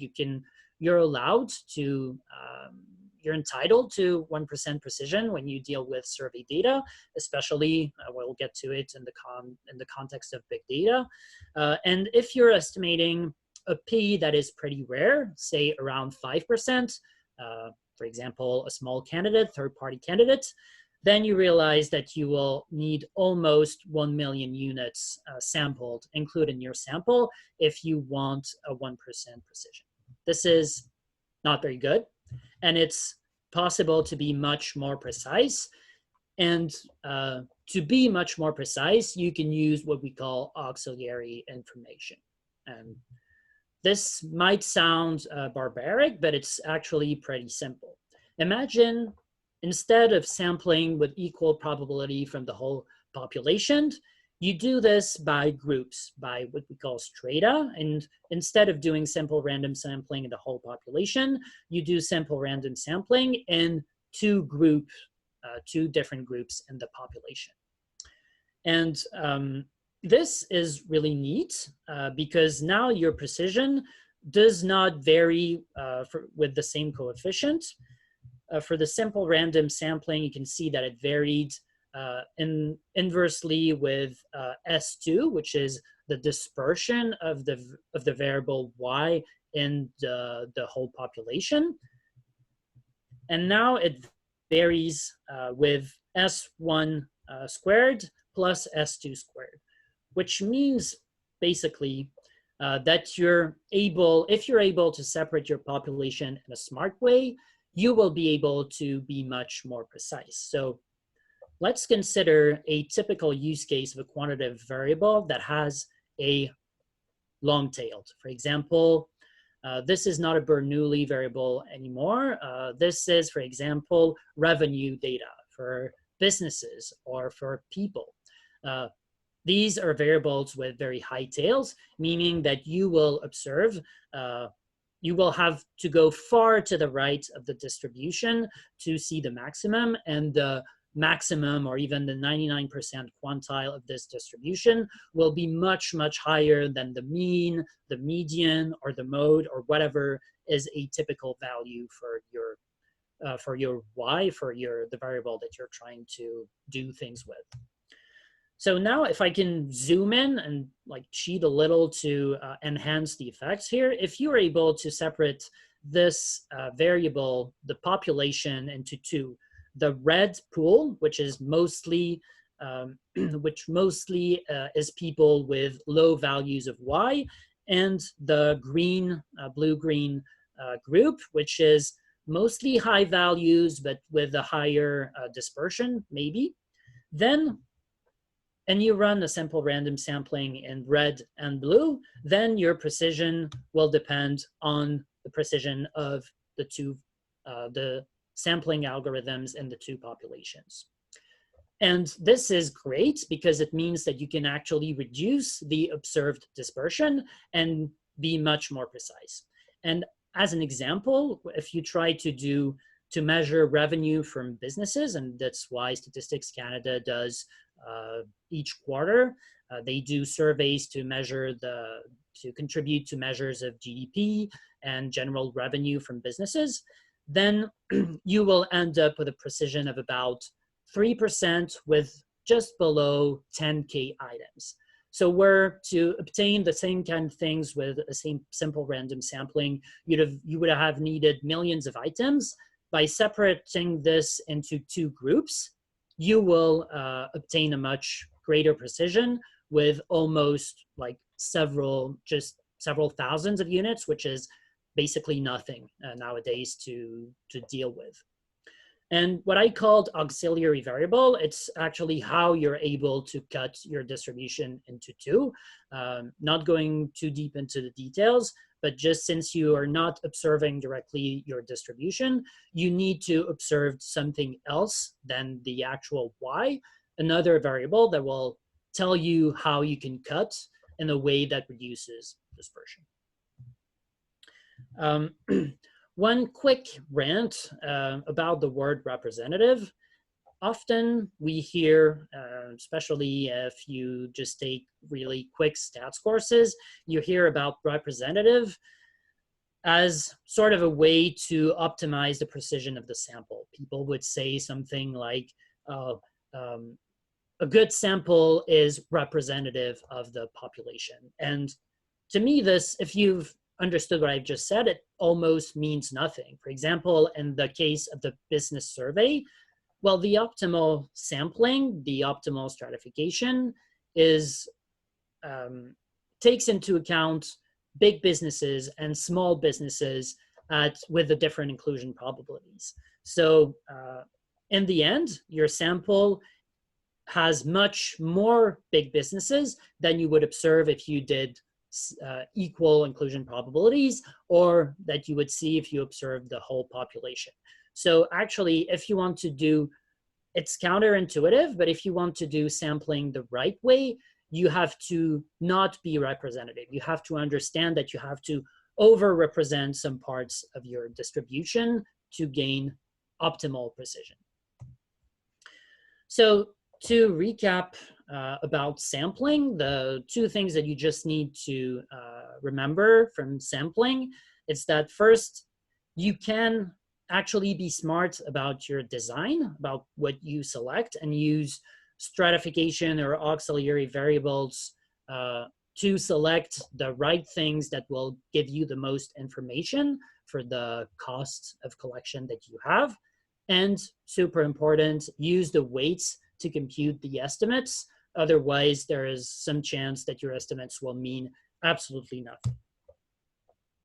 So now, how does this apply to big data? How does this apply to the text setting? So I will tell you a bit more about how I do my analyses, and especially in the context of Shopify, where we deal with data that are coming from shops. So this is like my personal workflow as a data scientist, but when someone gives me a new data set, like all data scientists, I try to look at the descriptive statistics to do some basic plots to see what the data set looks like. But just right after this, I like to try to design a sampling algorithm that will give me a smaller population, but from which I will be able to derive good estimates on the whole population. So for example, at Shopify scale, we observe data from shops. So in the shops databases would be several millions of rows approximately.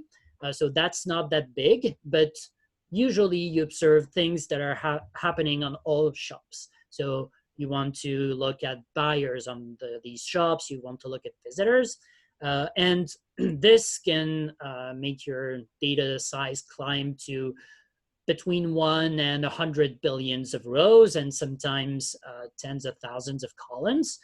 So it can be pretty overwhelming. And if you're going to do SQL queries or Spark or anything directly on your whole data set, then you will have either to think about optimizing your queries or your programs, or wait a long time, or even probably take the risk that your cluster crashes.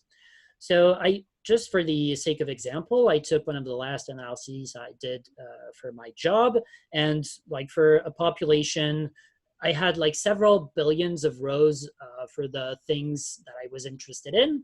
And I brought this down to about 10,000 shops, which was super manageable. And the precision on the variable of interest was about 2%. So I was basically able to do anything on the sample and be pretty sure that on the whole population, from any slices of the sample, would give the same result that I did if I did this on the whole population. One important thing is that when I start this, I typically have to use functions that use survey weights. If I don't use the weights, I cannot obtain this precision of about 2%. That's the only caveat. So if you want to do this in Python, you have actually in Python, it's there are not that many packages that do sampling. There are several NumPy functions. A very cool thing is that scikit-learn deals with stratified sampling, for example, or unequal probability sampling when you do train, test, splits, or when you do cross-validation, that kind of things. But compared to like ecosystems that are more directed towards statisticians or social scientists, Python has very little packages or native functions to deal with sampling.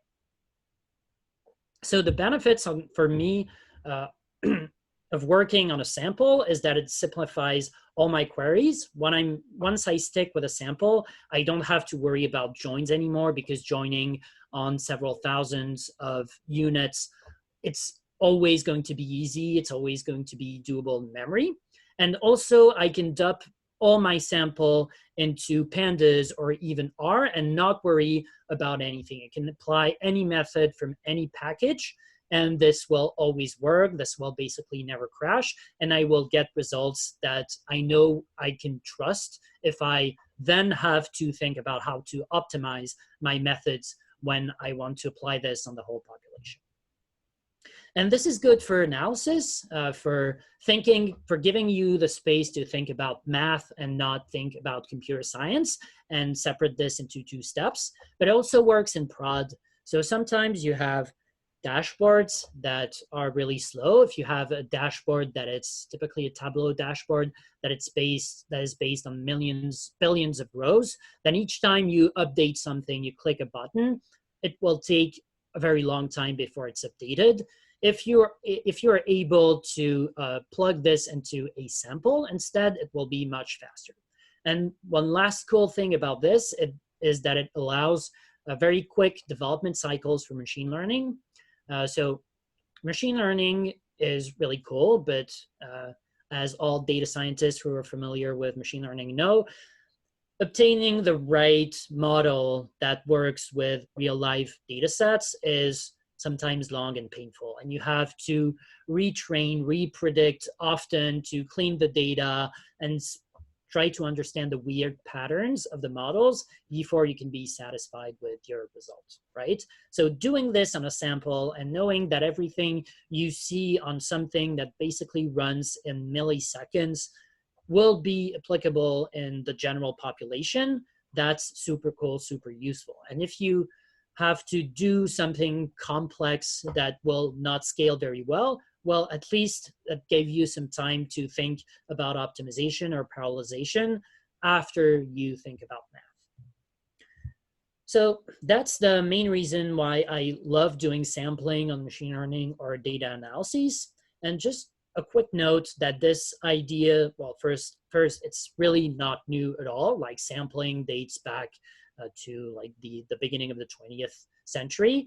But even at the beginning of the 2010s, there are some people, data engineers, that realized the potential of sampling as a way of doing databases. And like those two examples, BlingDB and TIBCO, were started basically around the time Spark started as a project. And the idea, contrary to Spark, where, well, the main thing about Spark is you parallelize things into executors. The idea of those two databases was to do sampling on the fly, so that they would provide a SQL language, and when you would do a select, it would give you instantly the result from a carefully crafted sample that would run automatically, and then you could request more precision and go up to using the whole population if you wanted. I think those two companies still exist, but they have different names and they have merged with other companies, if I remember correctly. But anyway, I've linked the white papers because it's interesting to see these ideas. It's clearly less popular than Spark or even Hadoop still is right now, but it's interesting that some people develop this at scale and in some prod applications. So to recap, sampling for big data, it's a useful tool. It's not well known, but I think lots of data scientists would benefit from using sampling a bit more, both for data analyses and for some prod applications. And now I'm gonna just finish with an introduction to networks. It's gonna be a much smaller part. And I'm gonna show how sampling can also be applied to some network problems, and that it's a super cool thing to think about for data scientists, but also in academia. So networks or graphs, well, basically the mathy definition, a graph is a set of vertices and edges being sort of links that connect vertices together. So these are 3 examples of graphs, networks with 4 vertices. The first 2 have 4 edges. The last one has 6 edges. And if you don't like this representation with the drawing, you can also represent graphs with adjacency matrices. So basically the adjacency matrix of a graph is a representation where you, you write a 1 if there is an edge between 2 vertices, and the vertices are represented in rows and columns of this square matrix, and a 0 if an edge doesn't exist.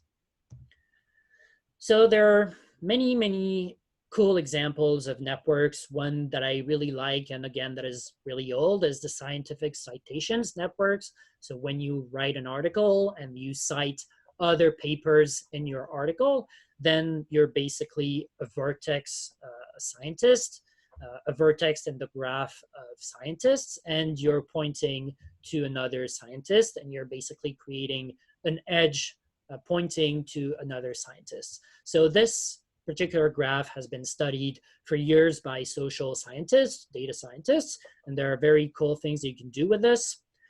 Other examples of graphs, games played, like between the players, a match is an edge connecting two players. Of course, social networks, the internet, or the World Wide Web are examples of networks as well. So in data science, there are many, many cool things that you can do with graphs. And I could probably talk about applications of data science on graphs all night, but I'm going just to concentrate on two. Quickly, the Google PageRank, which is the machine learning algorithm, the graph algorithm that powers the Google search engine, is actually a graph algorithm. So what the PageRank does is that it considers all web pages as elements in the graph, vertices in the graph of the whole web. And each time you put a link in your web page to another page, then it draws an edge between your site and someone else's website.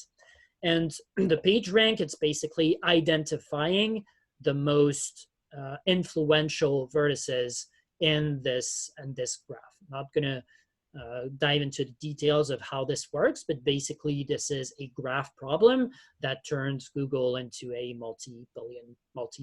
trillion dollars worth company.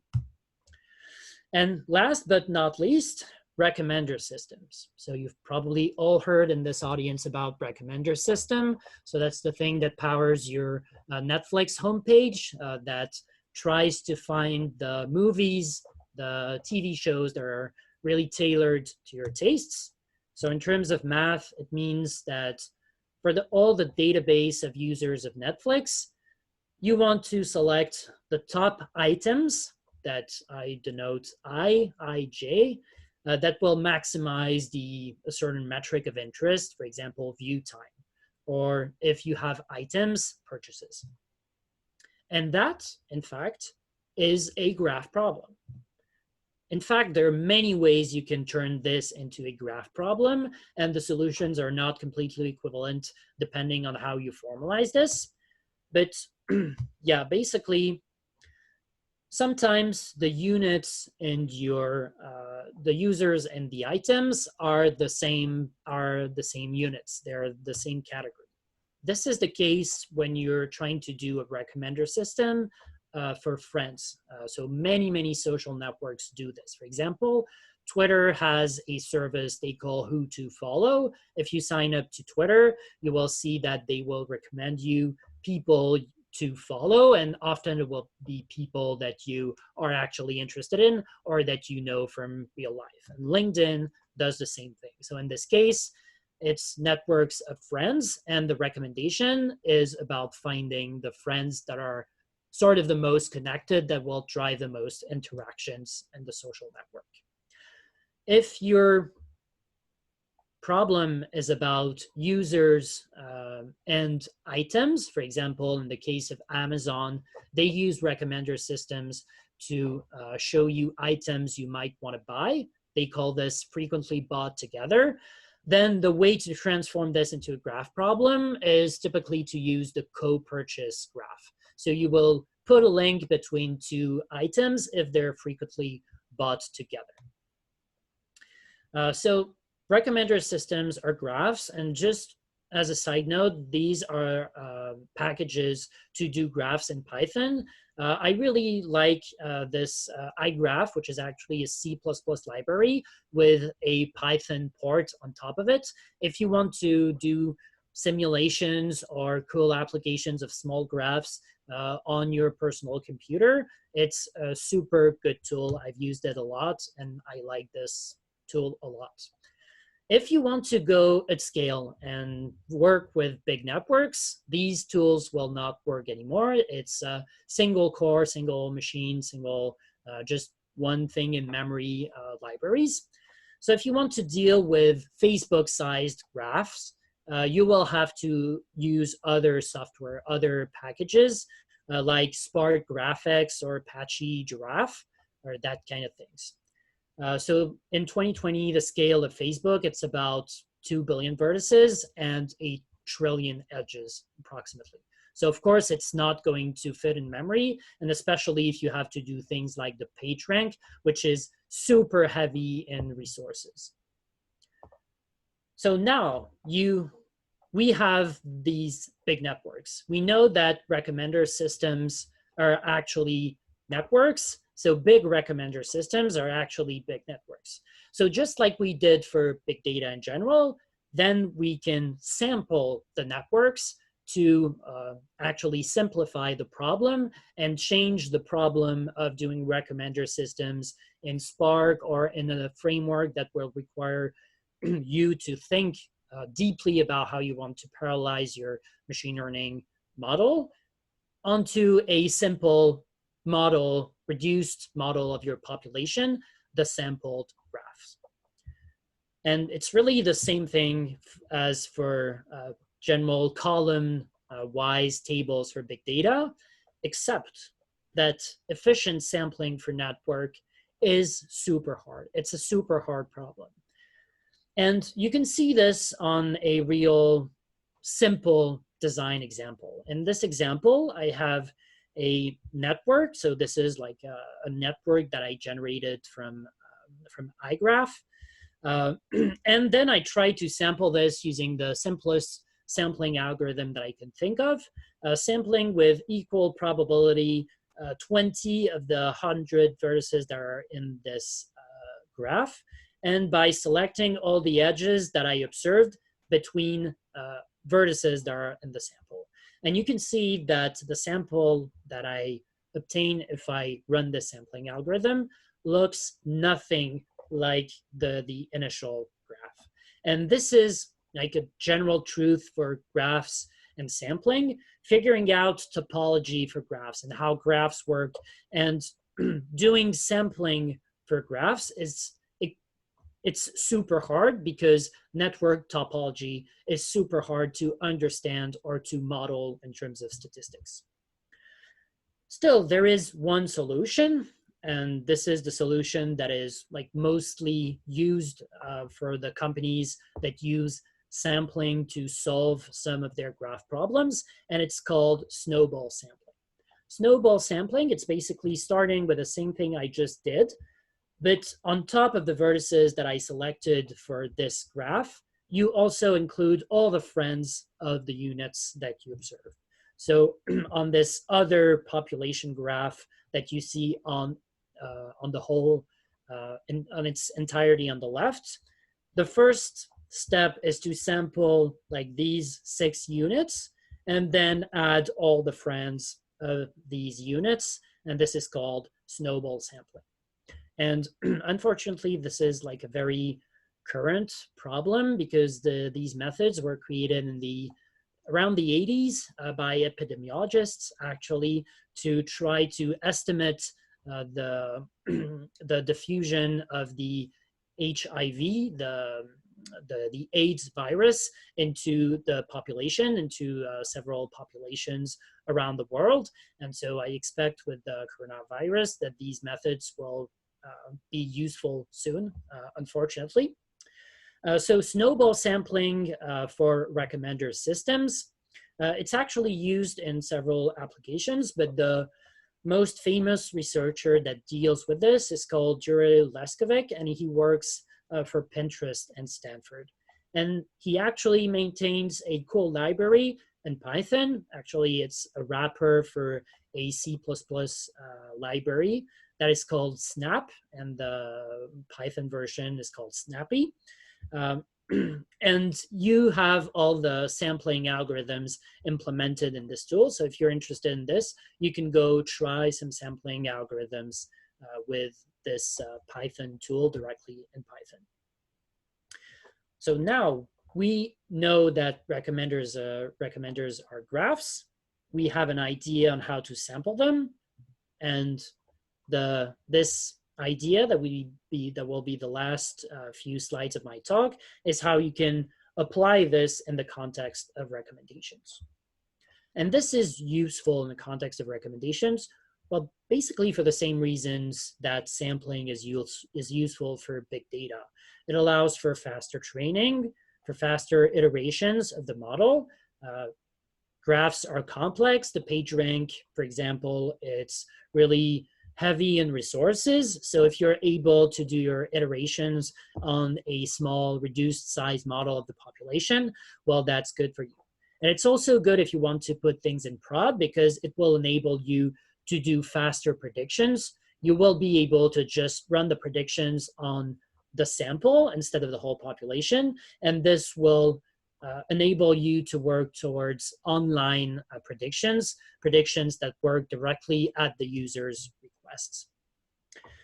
And so the proposed algorithm that we have in the paper that is linked in the slides is to do exactly snowball sampling and to use the weights. And it's just applying those basics of the sampling theory to graphs that we show in this paper and on some applications with some recommenders that actually you can reach satisfying precision and a satisfying quality of prediction just by using the sample.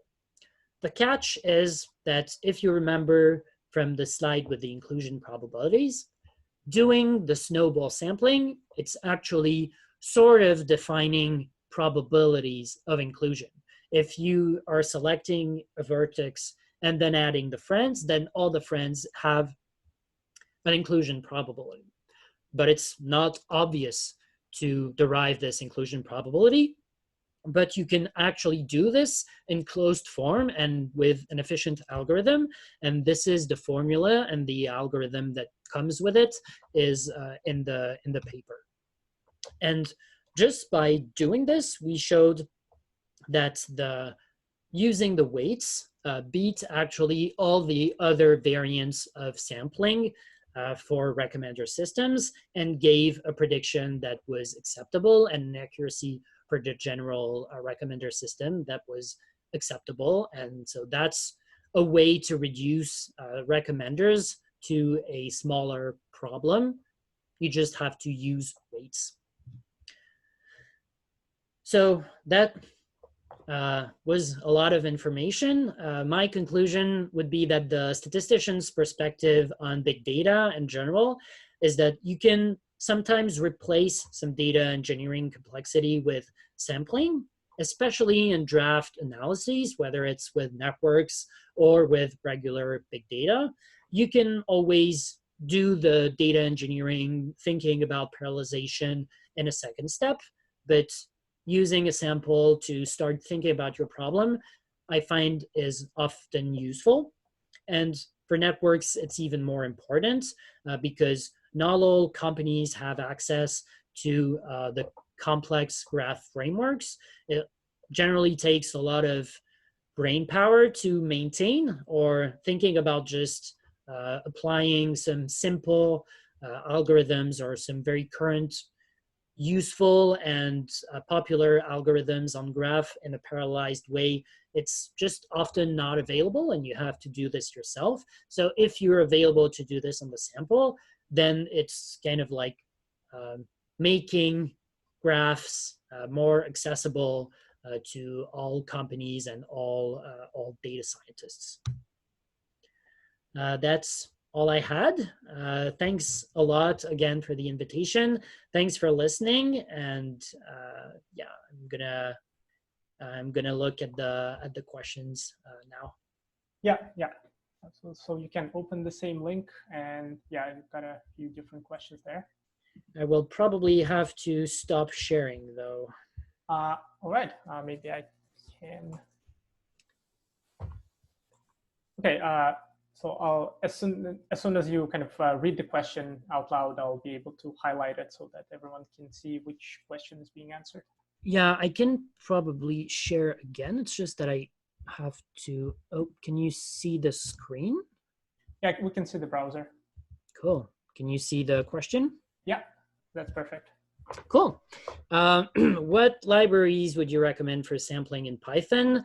Interested in reducing model training time while developing. That's really cool. That's kind of the problem with sampling in Python. If you want to do stratified sampling, for example, you will have to either use scikit-learn. So if you're a scikit-learn user, then it's all good. There is a method. It's in the slide. The link to the documentation. You have a stratified sampling methods. Otherwise, if you want to do something else, you will probably have to do this on your own. It's really not complex, and there are some NumPy functions that you can use as your base, and they're really optimal. Like they're fast and all, but yeah, you will probably have to do some things manually. What are some examples of network data problems at Shopify? That's a really great question. I will have to think about what I'm allowed to say. One thing that I'm allowed to say is that we have a lot of recommender systems. So recommender systems are useful in lots of contexts. We give our merchants some tools to, for example, manage their products. Some are based on recommendation algorithms, and the way we treat these recommendation algorithms, for parts of it, we do it using graphs, and we also have some people working on GraphX to actually maintain this in prod. So I'd say mostly recommender systems. We have like a few other applications that are not prod level like our recommender systems are, but I can't really talk about it. How do you go about splitting your entire population into separate groups to take advantage of stratified sampling? That's a very good question, because that's exactly the whole problem. If you have a distribution of something that is your variable of interest, then the problem is you cannot observe that variable, right? You have a yk for all k on the population. You will not observe this y. If you did, you would be able to separate those units into optimal groups. There are algorithms that do that for you, but you don't have this variable. So what you do instead is you leverage your knowledge of the problem, and you find a variable, an auxiliary variable that is correlated to the variable that you're trying to measure. So for example, if you're trying to measure revenue for businesses, you will probably have the size of the company. That's information that is publicly available in general, the size of the company. And there is a good correlation between the size of the company and the revenue of the company. It's not like an exact prediction, but there's a good correlation. So if you stratify, and that's actually what governments do, they stratify their populations of businesses into several groups based on their size, and then the precision that they obtain is good because they realized after collecting the data that there was actually a good correlation, a good positive correlation between the size and the revenue.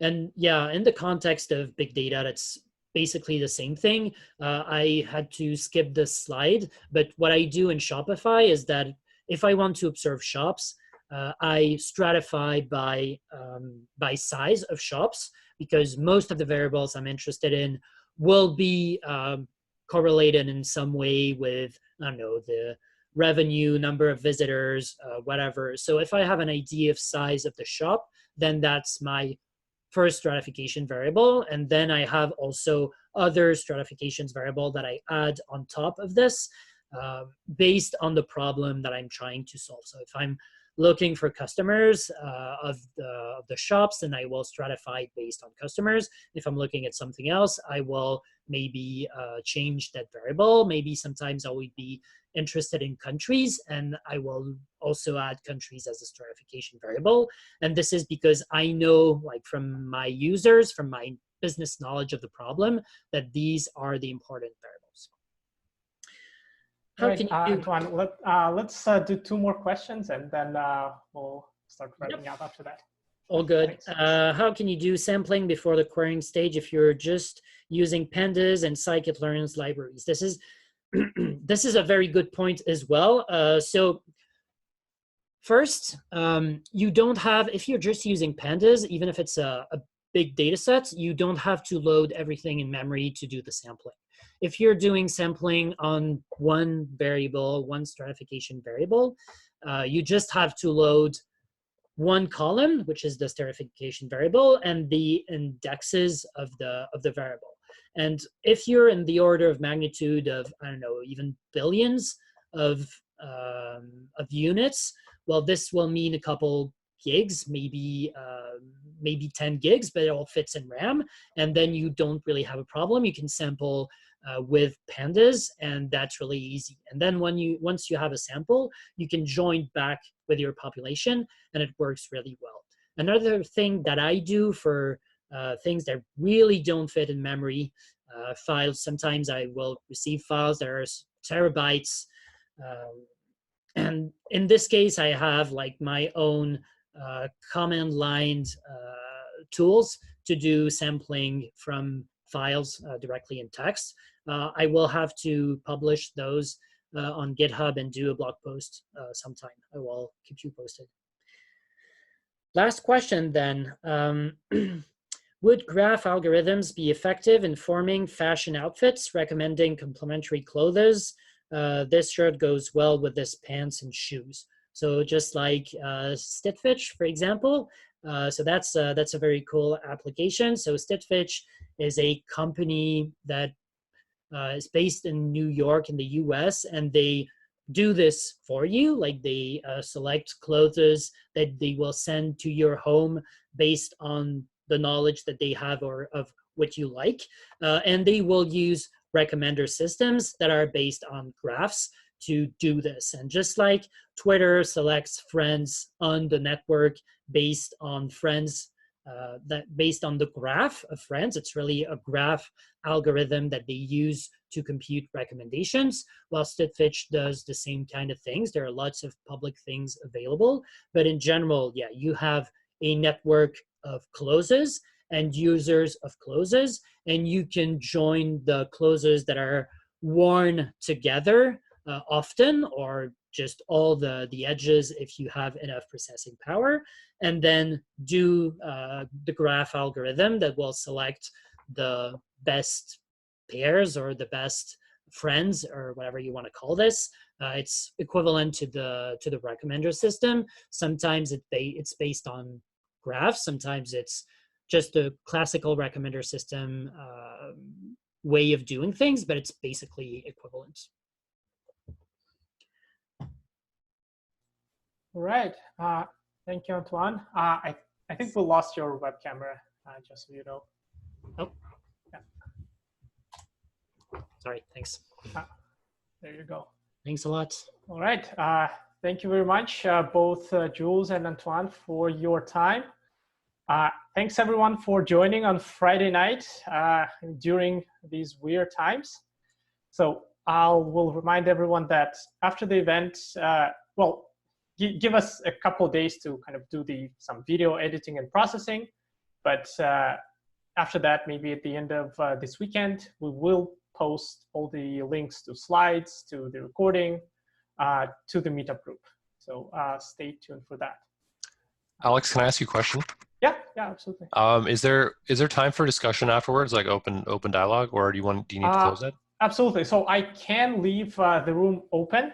So I might leave shortly afterwards, but I will leave it open so that people can chat and at least imitate the real networking, however that might work in Zoom. I don't know. And as one other related thing, so I'm going to post a link to a chat, which is almost like a Slack chat, but it's run on Mattermost that we sort of started recently. It's not super active at the moment, but if you do want to join in and chat with other like-minded people, that's one of the ways where you can do that. Right. With that said, thanks again, everyone, for joining in. And yeah, feel free to network, chat, and mingle with everyone. I'm still here. Cheers.